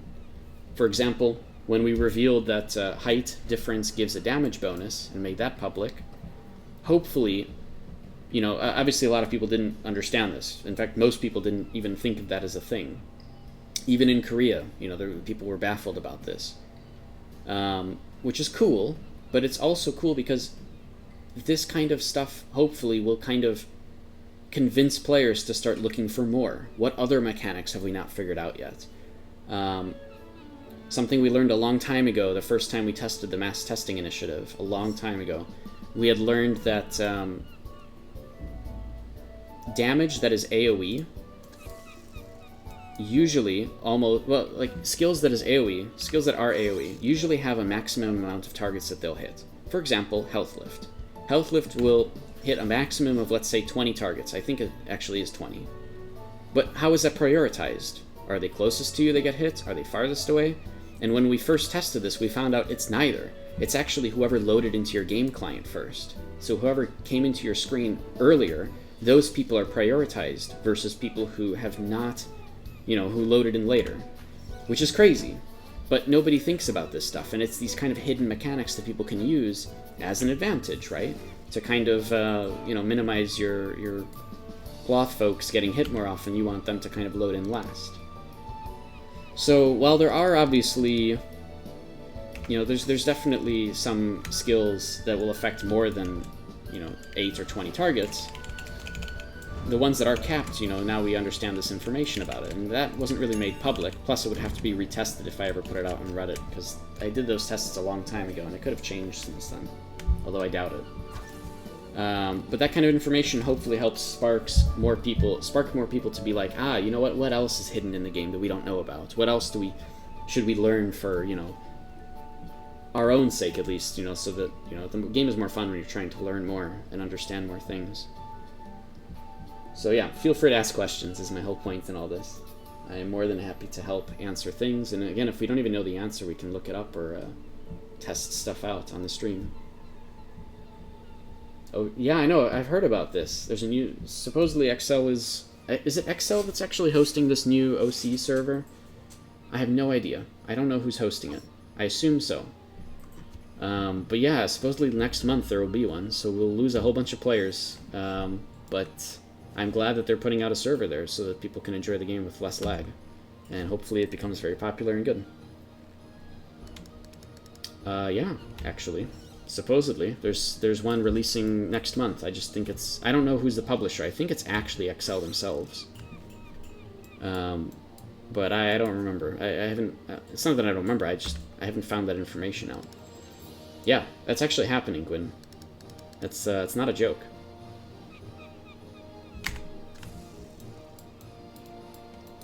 I know you meant it as a joke, but... yeah. Why, suddenly you're interested, huh? You want to come back? Well, I mean, I wouldn't be playing in the same server as you, but, what language would you even be in? Who's localizing it? Probably English, right? So if XL is doing this, man, maybe they're just preparing to publish everything themselves in every region. Who knows? Oh, see, is not official yet? I thought that there was a post about it everybody kept linking to. The Facebook and stuff is not official. Alright, well, never mind then. Nothing's official then. That Facebook and stuff is not official. It looks official. But it isn't for now. Okay, got it. Excellent. Thank you for clarifying that. Appreciate it. So then is there anything about, like, details about theoretically who's going to be hosting it? XL did get bought, though. Kind of. I don't know if that would make too much of a difference with that. I have no idea. Maybe. They got bought out by a company that's still there, right? I have to look this up again. I don't remember the details anymore. They got bought by a company that already owned them in some way. I'm confusing this probably with the Game Ago one, too. So many companies buying so many companies. It's hard to keep all the details in my head without messing something up. This is why it's so great to have a community of you guys to help clarify everything. So many people brainstorming and reminding about stuff is great. I absolutely love it. It's another reason why I stream, because you guys are way, way too smart for me. Okay, cacao, which by the way means chocolate in Russian, cacao, bought a majority controlling share in XL. Got it. Yeah, they are huge. I wonder what else they own. Oh, it's a... what else do they own? They freaking... It's the same... The people who... I have to look this up. I think the company... The parent company for Cacao is the company that owns... not BDO, but the other one. What's the other one that... Bless. That's what it is. The company that owns Bless owns Cacao, which bought XL, or at least the majority shares. So now, in some way, Bless and Arcade are in the same boat? I think we were talking about this like a couple weeks ago. I think that's what it is. Which is interesting. The fact there's no publisher associated with the C Facebook and no verified tag confirms it's fake. Okay. Unless somebody was just trying to reveal something or was making up a joke. But yeah, it could be. Cacao has a parent company? Yeah, but I don't remember the name for it. Alright, let me look this up. Yeah, we were talking about this a few weeks ago. I've already forgotten all that.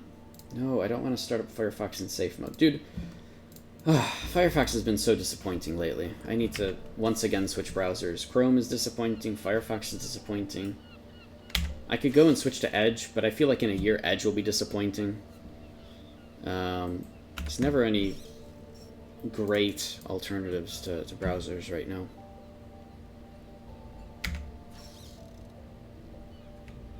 Come on, fishy. Do something so I can look this up.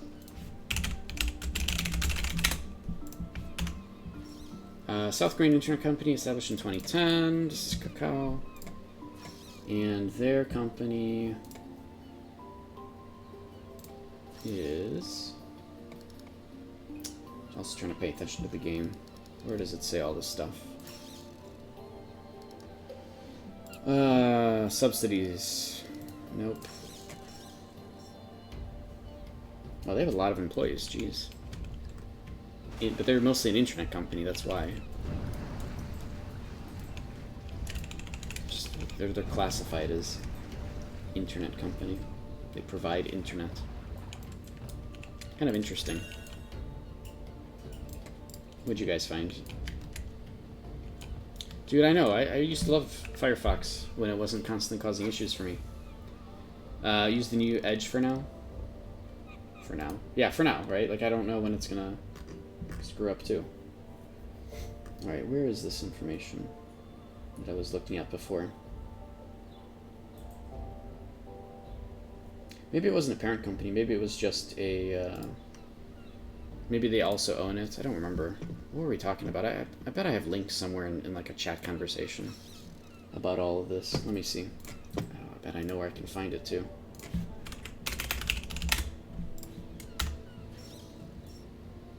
Nope. Where was this conversation? Aha! I was talking to Art about this. Let's see.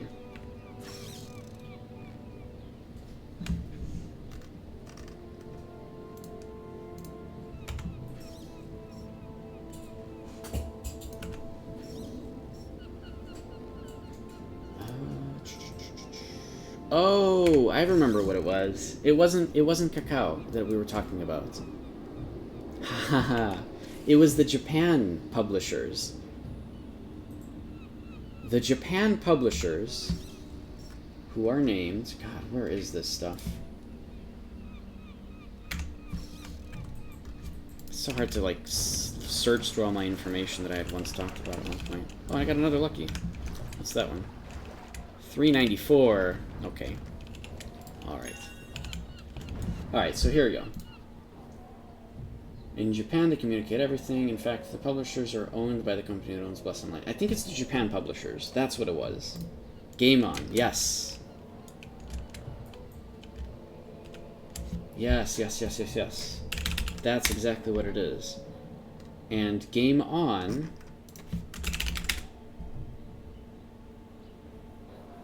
This one...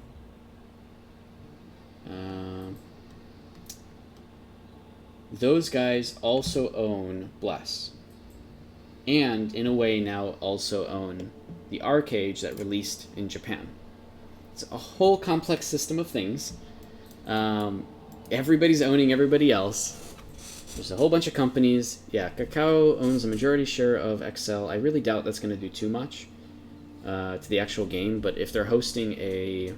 I mean, if there's a rumor of some kind of a new server starting up, then I guess we'll see if that ever becomes official. Who knows?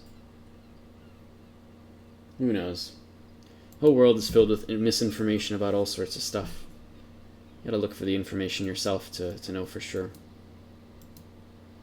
Alright, when is this over? Am I almost done with this? 11 minutes. You want an account on the Garden 2 server on KR? If you can read Korean, sure. I don't know how I would be able to play there without knowing, you know, without being able to read everything. I guess you can translate it on the go, right? There's several good programs that will translate images. We do, yes, but there's so many different changes to, like, skills and stuff. You know, you have to reread skills like 7 times before you really understand some of the combos that might happen. For example, like the Lassitude combo. No, not the lasted combo. What am I talking about? The launched combo. Somebody was asking about this actually in the official Arcade Discord, in the, I think, the new player channel I was watching. Somebody was asking about how, you know, there's combos with some things, with some abilities that they weren't able to get off with archery. It's like, well, there's a whole combo there you don't even know. Where is it? Concussive arrow, stuns launch target and slows for 4 seconds when the stun ends. There's so much stuff. It's hard to like go into a server without English language and be able to understand all the combos and things. Yeah, you just need to get the right stats in your Haram. That's true. That would be really complicated too, huh? I don't want to deal with that. I really don't want to. I barely like dealing with alts at all. I have one other account. I hate dealing with alts in MMOs and anything in general. It's like, it's not just not fun for me. It's like depressing for me. Like, I just feel bad when I'm not on my main character if I'm playing the game. It doesn't feel good. Even if I'm making progress on my main character, right, by making gold, I just don't like playing on a character that isn't my main one. It's a personal thing. Google Lens works surprisingly well. It does. Well, maybe I'm thinking of something. I'm thinking of the Bixby lens, where like you can take a camera, and like from my phone, I can like walk around and it'll automatically translate stuff from the camera that it sees as I'm like moving around. It's really cool, but I think it's a Bixby thing. Oh, but maybe Google Lens does that too now. That would be pretty cool. You just want to see how it is, like, there and test the game and stuff? Oh, totally. Like, their client's significantly better than ours, which is just crazy. Less lag, the loading time is much faster at the beginning. It's a real shame that somehow we don't have those very basic things.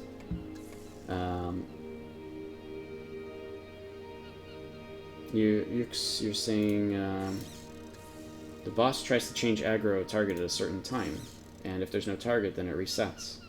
If you put down your healing flower, it actually counts. Wow, that's interesting. Okay, well, that's good to know then. Figured it out. Terax, you're the opposite. You can't just play one character. But you normally max out as much as possible on all your characters. See, that would stress me out too much, but I totally get it. Like, people have different play styles, which is awesome. There's nothing wrong with that. And obviously there's a lot of gains to having ults. I try to maximize efficiency on one character, so it's a little different. But yeah, I like, it stresses me out too much. Like, I already have a job. I don't want to have to stress myself out in the game, you know? I come to games to not be stressed, to just chill and have fun. Boogie Pops is Witch Doctor. So terrible. Okay, that's actually funny, because I wanted to play Witchcraft on my alt. Witch Doctor is actually kind of funny. Because you have, obviously, Witchcraft and Occultism for a significant amount of crowd control effects, while you're using Malediction to just constantly do damage with, like, Mana Stars and the Serpent Sight, right?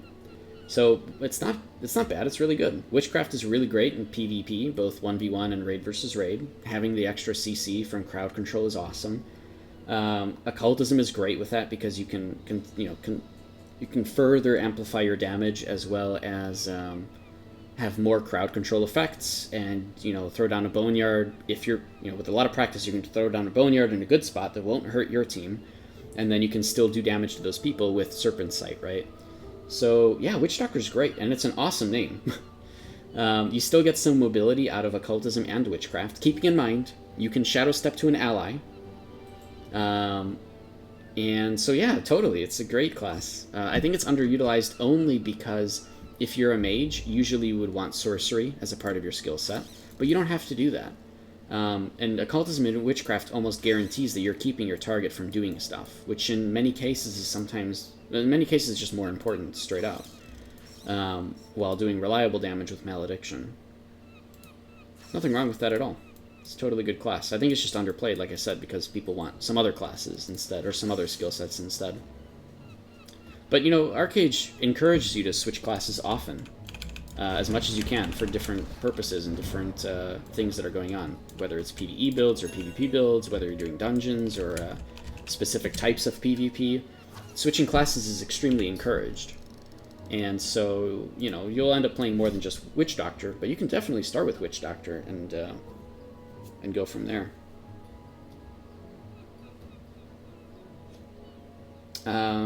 Let's see. Billy Cooler saying lens integration. Many camera apps use lens for that feature. It might be, yeah. And it's a cool feature. It's actually really cool just being like walking through the international section in the store, you know, and like I'll go to the Russian section and look at stuff and be like, ah, yes, this is with garlic, because I don't know how to read Russian. I just know how to talk in Russian. So it's funny to me. I'm terrible at the writing and reading portion. Let's see. Teraxis used to play Aeon and had all the characters pretty geared. I never really got into Aeon, so I can't do any comments there. But I appreciate the game for what it was, and I mean, it's still a thing, so people still play it.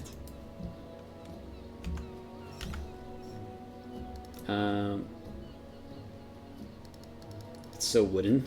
What do you mean by it's wooden compared to Aeon? I'm confused.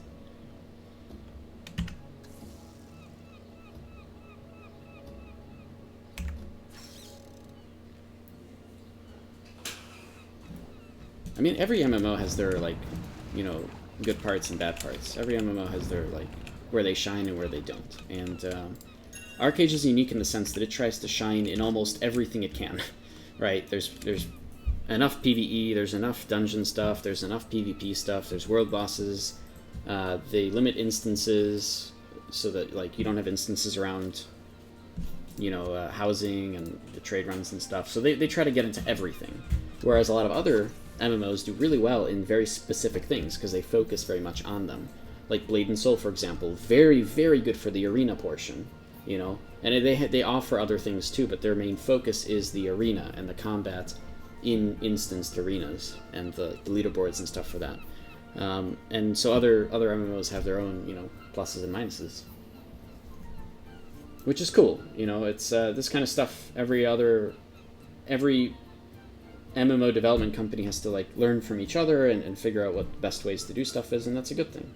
People share information, and eventually we'll get some really, really good MMOs out of it.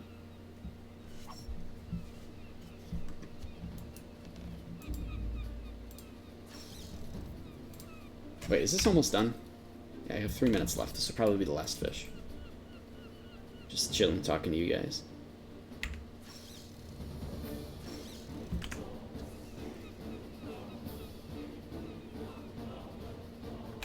There we go. No, it's not a thing anymore. It's 6.0. They revamped it. You're talking about Aeon, huh? Now it's flat stats like most games. Actual skill doesn't matter as much. Oh, I see. That's a shame. I don't know what they changed then in 6.0 that caused that. Yeah,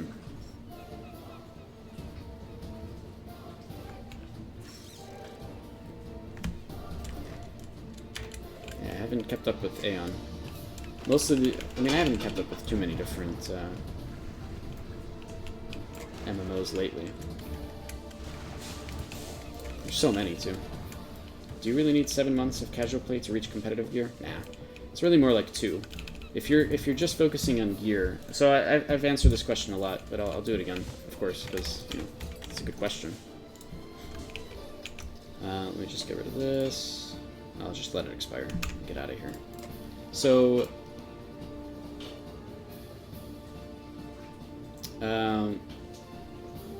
what's a good way to... So, yeah, I've answered this question a lot.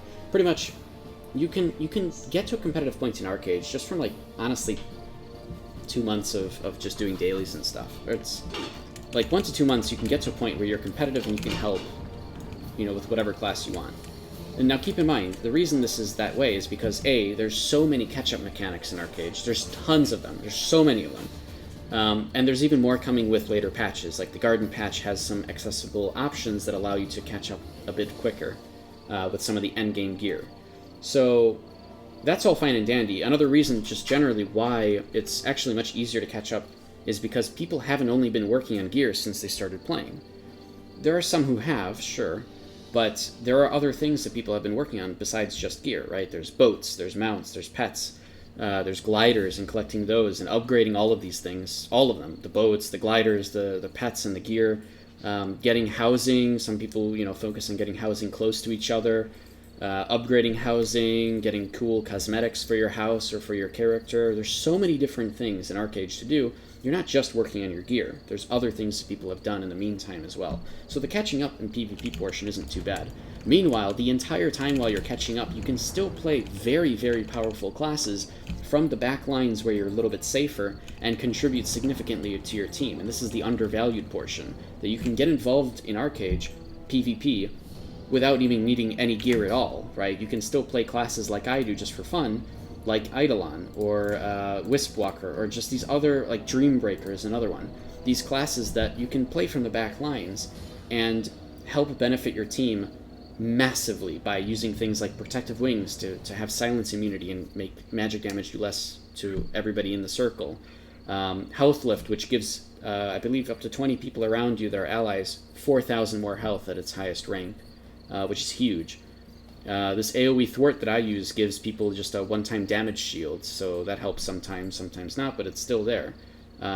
Free Runner here, within 5 meter, everybody gains 30% movement speed for 30 seconds. Like, there's tons of stuff here. There's mobility with this class, there's a lot of AoE lockdowns, Stillness is extremely powerful, Banshee's Wail and Bubble Trap I just throw on the field, and if somebody walks into them, they get, CC'd.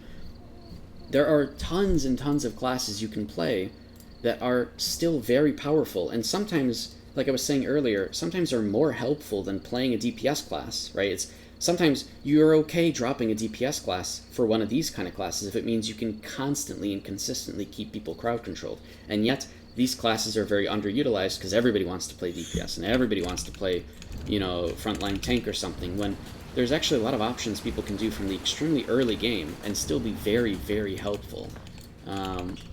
And so this is the part where people kind of get confused and they feel like they're not helpful with their DPS because they don't have the gear yet, and that's correct, right? But while you're doing that, you can still level up some other skill sets, and for PvP, you can kind of learn the game from the back lines while messing around with some other builds and having a lot of fun doing it, because you're not dying that quick in battle because you're from the back lines specifically.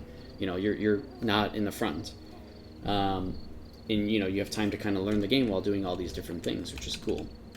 So there's a lot to Arcade that people just don't really recognize or don't really understand, and that's common, and we've seen it forever, right?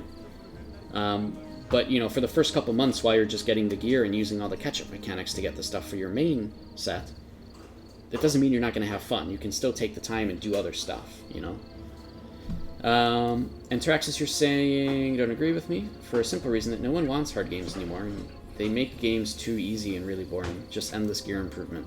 I do agree with you. Games nowadays are catering to an audience of players that expect that they're entitled to constantly doing stuff, and to constantly having progression, and to constantly getting things. It's not how it was back in like the old RuneScape days, or the old days of like what are some other examples that there's not coming to my head right now. But my point is that the game development and MMOs in general have really changed over the years, absolutely, to cater to this new audience of people who feel like they need to be constantly doing stuff. Plus, so many people right now play games like Overwatch and Call of Duty and yep, that's right, Cody. So many people play these games where you can hop in, play a 15-minute round of something like League of Legends that's a little longer than 15 minutes, but whatever. You can play, you can have your fun, and then you can move on to the next game, right? And people are used to this, where you can just log in and have fun right away. Whereas an MMO is not that way, right? An MMO is designed to be played for years, and so people don't really understand that when they come from these other sort of gaming environments, right? This is kind of why I like Arcade Unchained, right? It's a buy-to-play model. My thought was that it would stress people out less, right? Because if you're going to play this game for years anyways, you can actually play off and on, and it's fine. You won't lose your land as long as you log in every so often to pay for it. And you can just progress at your own level and be fine, right? And have fun whenever you want, log in, do whatever it is you want to do, and then log off, and not feel stressed about it, because trying to compete in an MMO, trying to compete at the top level in an MMO is kind of silly, because the game is going to be out for years, and a lot of those players are just going to end up quitting anyways if they're stressing themselves out constantly, trying to keep up at the top. And yes, exactly that, Yux. Most games are an instant sense of achievement, or an instant fun. But MMOs provide it in a different sense. It's an extremely social environment. And people have to realize that going in, but unfortunately the average person is not realizing that, and so, developers have sort of catered to a different audience, which is unfortunate. It's unfortunate only because, we don't get the same kind of quality games that we did in the past, right? Now we have very, very different games that are very focused on, like, dailies and gear progression and don't give as much content to do. Now, thankfully, yes, Arcade has a lot of content. In fact, some people would say it has too much content, because everybody feels like every single day you have to do everything. Otherwise, you're gonna fall behind. Oh my god, yeah, daily age, right? Yeah, this feeling of you have to do everything to keep up is completely flawed, because in an MMO, you should just be doing what you want to do, not what you feel like you have to do. And if you play that way, it's significantly more fun, and you can still play competitively, and it's and not have to worry because of the gear curve, because of the actual stats that curve off and round off at the end, like at the end game. You can still compete just fine. And, stats are going to round off even more later on, supposedly, too, with some other things that might change later on, right? With like, the stat changes and stuff. So, it's, I don't know. People just get the wrong impression going into Arcade. They try to take it too seriously when there's no point in taking it seriously. It's not that kind of game. Be friends with your enemies, because you can create good fights that way, and it's more fun. And plus, you never know when your enemy will become your friend. You never know when your friend will become an enemy. So it's a social game, and it's fun. People, unfortunately, call each other names and cause problems too often when they're just, fighting over a video game, which isn't going to even matter in 5 years. You're either going to enjoy the game or you're not. And if you're not enjoying the game, you leave the game. Just get out of the game. It's not a game for you if you're not enjoying it. Why even play it? Why sit on the Reddit for 5 years and talk bad about it, right? So, yeah, it's Arcade in a nutshell right now. And yeah, I like the good old days of 1.0 too. Back when, like, there was tons of people, and there weren't that many buffs, and the competitive level was all very level. People actually played together, yeah. But the toxicity did kick out a lot of the smarter players, the people who really did try and learn the game and do stuff. And people didn't feel like that mattered. The people who experimented with classes that were called trash because they were playing a class that didn't matter, supposedly, Politics is toxic, though. It is. People try to be political and try to get their own agendas through. It is toxic, absolutely. And social... Yeah, that's right, Cody. Social environments do create that kind of thing. It creates toxicity because people are trying to get ahead in different ways. And some people do play for it, right? Some people do enjoy the toxicity and contribute to it actively because that's what their fun is. It's definitely, it's worth mentioning that for sure. I agree. Cody's having a good time. He's participating in the conversation. What's up, Lucrative? How are you doing? How have you been? See you popping in chat here. Also, yeah, if anybody else has any questions about the game, please feel free to ask. That's mostly why I'm streaming right now. It's just to converse with you guys and talk about stuff and play a video game together,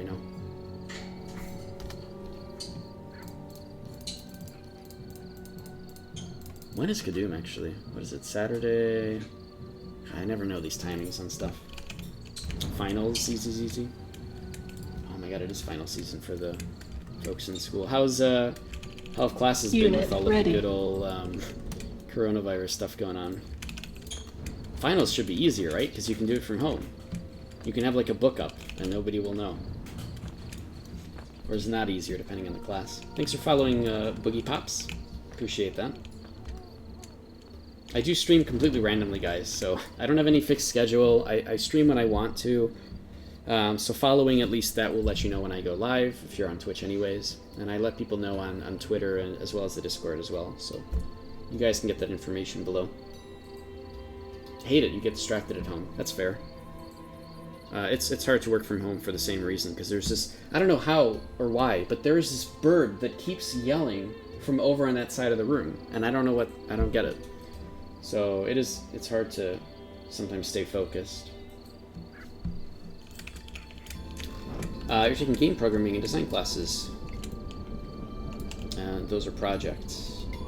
Design classes. So I see, yeah, 'cause mostly you're going to be getting projects from all of those, yeah.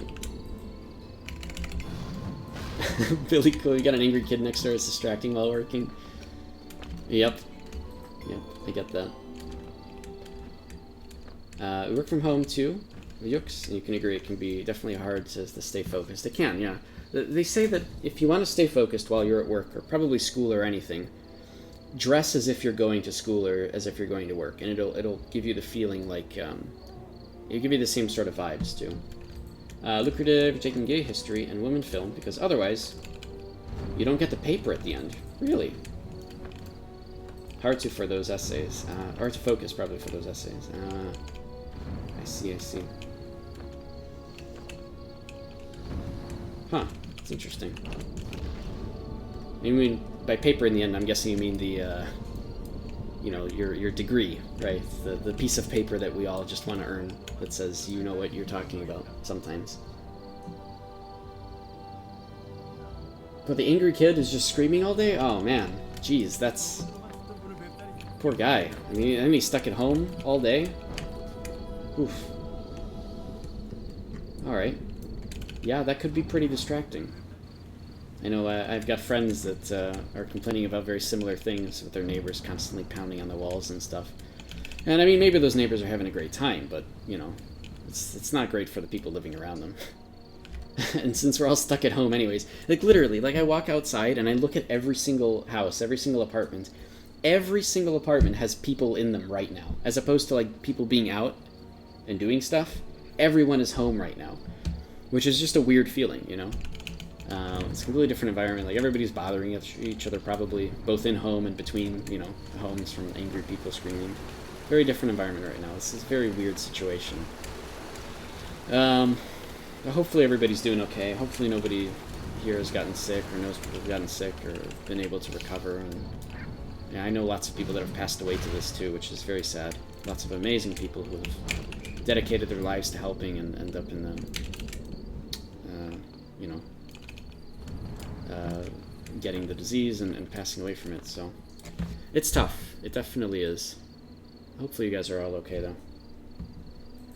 Oof. Sorry, I'm not trying to lower the mood or anything. We're just chilling. We're talking about stuff. I gotta do something. What should I do? Should go farm while we're just chilling anyways? Oh, I know what I need to do. I need to do this stuff. I'll probably get killed doing this stuff, but I need to do this stuff. I need to do protector missions. Because I need to get 15 INOT coins, so I don't have to think about it anymore. So let's go kill some mobs. And I think after the reset... Yeah, it's after reset, right? So most of the towers should be dead. So I could probably go into some other regions and farm some mobs there if I don't just die constantly to PvP. We'll see. Alright, let's go to... Let's try here. Oh, actually... I don't think... I shouldn't go to Calm Lens. Calm Lens. Alright.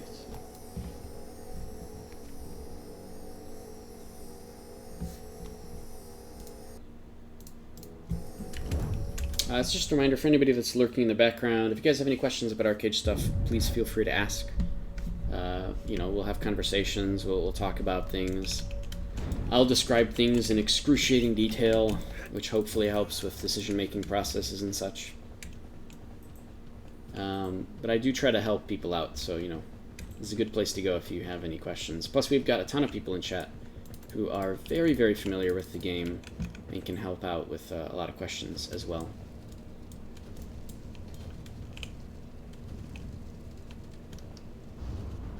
Alright, I need to kill 100 enemies in Markala.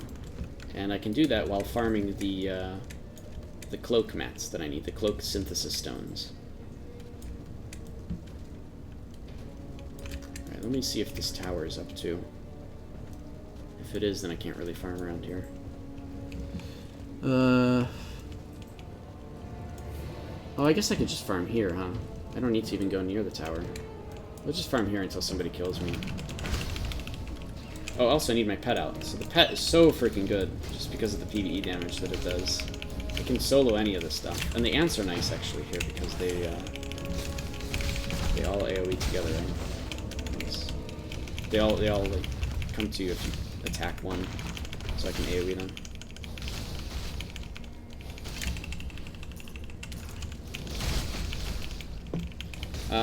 Billy Cool, you're saying 2 days after you stopped going to work, they put up a sign that someone from another floor had a virus. For a few days later, you were home with fever and you were convinced you had it. Luckily, it wasn't the virus. You actually got yourself tested, too? Oh. I'm afraid, like, I wouldn't even want to go get tested, just because it's like, I don't know. I guess you're supposed to, but I don't know, you'd have to, like, go to the office or something, and who knows if somebody there has it, and then you actually end up getting it. That's right, Cody. Oh, you didn't get tested, I got you. So how do you know it wasn't the virus?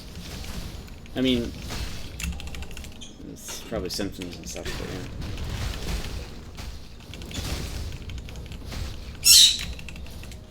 Alright, 7. At least I'm doing something while we're just chilling. I mean, like, I don't know, we had the flu, like, around December, and for all we know, that could have actually been the virus. Like, apparently they found a... Yep, I know, Cody, that's right. Oh, you went away after 2 days? That's not too bad, then. Okay. But, like, for all we know, we could have had it already, and supposedly they found a case in Italy that was actually back from early January or something. So, I mean, I don't know, we could have all had it and had no idea about it for months, you know, before any of this started. Oh god, this is really bad, isn't it? Yeah, this is bad, I'm at low health. Now would be a great time for somebody to gank me, just so that I can get all my health back, and my mana.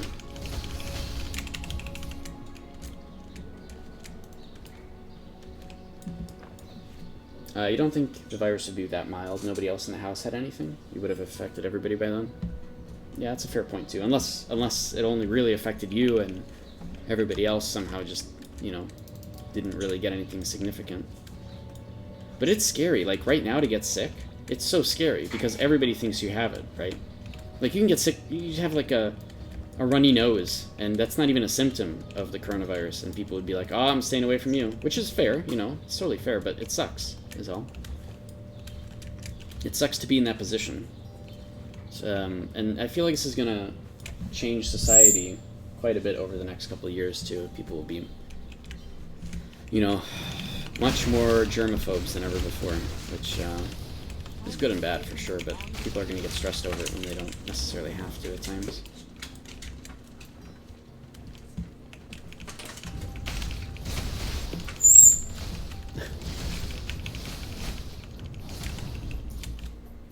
Aha. I see. Wait. Okay, Cody's having a good time. Let me turn on the crisp here. So we got the air conditioner on. Hold on. I'll make it less sucky. There we go. Hopefully that's better. Hopefully I don't die. Okay, come on. Good.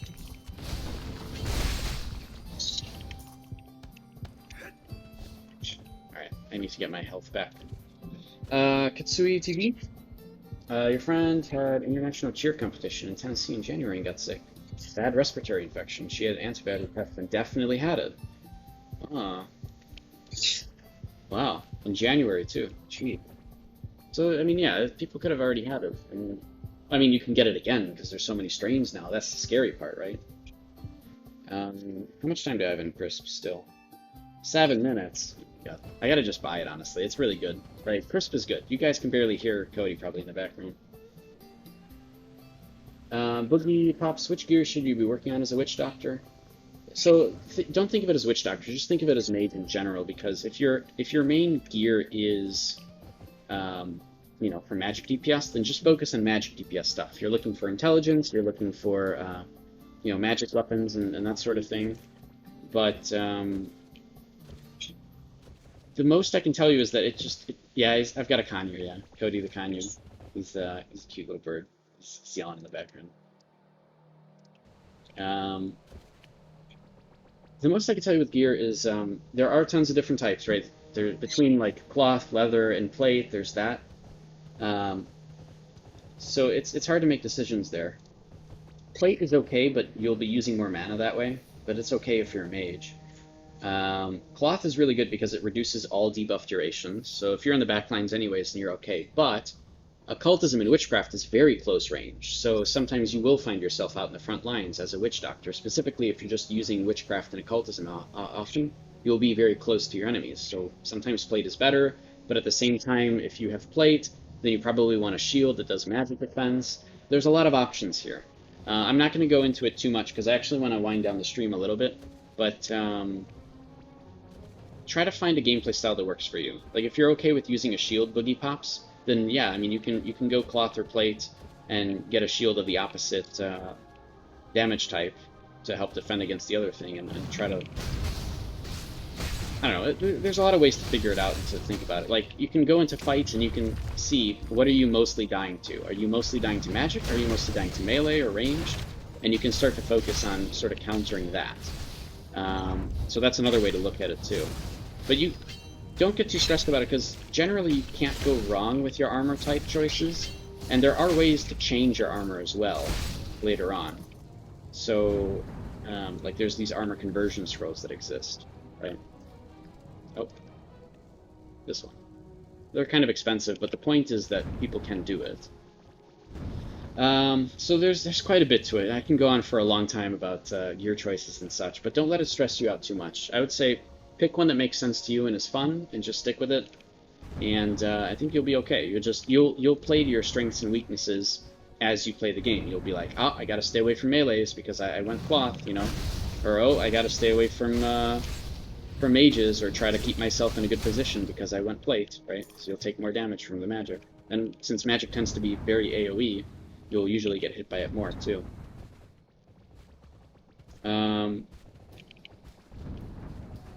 Player Salt, have they said when the new tier of Haram comes out? Yeah, they haven't said anything official, but the new tier of Haram came out in other regions with the Garden update. So while we don't have patch notes specifically for the Garden update yet, we can assume that it probably will come out, you know, on the same time it did for other regions when the Garden update comes out, or at least somewhere near that. That's as much information as we know right now, Player Salt. Unfortunately, there's nothing official from Game Ago. Billy Cool, you're more afraid about the future? We wouldn't be surprised if people intentionally try to develop similar viruses for fun. I mean, there's rumors that this was already a lab created virus, but the truth is that even if it is or isn't, this kind of stuff can happen, right? It could be natural, it could be not natural. And viruses and bacteria and everything, they mutate over time. It's, you know, thinking about this is important. And hopefully now every government is like, yep, this is something we really need to think about. And we'll hopefully in the future start to take this stuff more seriously. But it's a pretty significant thing. It's a pretty significant point in history. So hopefully the governments and people individually take it very seriously. And hopefully, you know, the next time this happens, which it will eventually, hopefully by then we'll have figured out better precautions and, you know, aren't shunning people who are wearing masks or something, or you know, feeling, you know, because that's almost like a thing. You know, you're out in public, and years ago, even in America, so much people will shun somebody or stay away from somebody in a mask, which, you know, they might need to, right? Because they might be doing it for everybody else's benefit, which is correct. It makes perfect sense.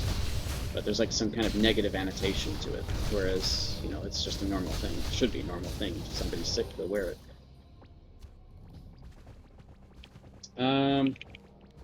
Alright. So, 3.5 hour stream, that's not too bad. I've been mostly doing short streams more often. This one went a little bit longer because I wanted to on a weekend. But I think I am just about done for today. I'm tired. We did a bunch of arenas earlier that tired me out too. We just chilled. We answered a bunch of questions. I think we've pretty much done everything that wanted to do today. Yeah, pretty much. I'm not going to keep farming here in Narkala. I'm going to go do something else, or just log off and eat lunch and stuff, because I haven't actually eaten lunch yet. So I'm going to go do that. To everybody that's here, if you're lurking, if you have any other questions or you want to follow up, please feel free to message me and bother me on Discord. I have no problem with that. I answer questions all the time in PM. The Discord link to the RKG Research and Development Discord is down below, and you can find me there. So feel free to join up with that. Ask your questions there. Don't PM them to me. Ask them to everybody. And there's some amazing people in this community that will be able to help answer those questions. Otherwise, yeah, I kind of just stream randomly. So if you follow the channel, you'll know whenever I go live. And I say the same things on Twitter as well. Whenever I go live and such, there's all those social media links for you. I'm not like super crazy about trying to build up a community specifically or anything, but at the very least you have these options too, right? So thanks guys, thanks everybody for sticking around and for all the follows. I'll see you all next time. Good day.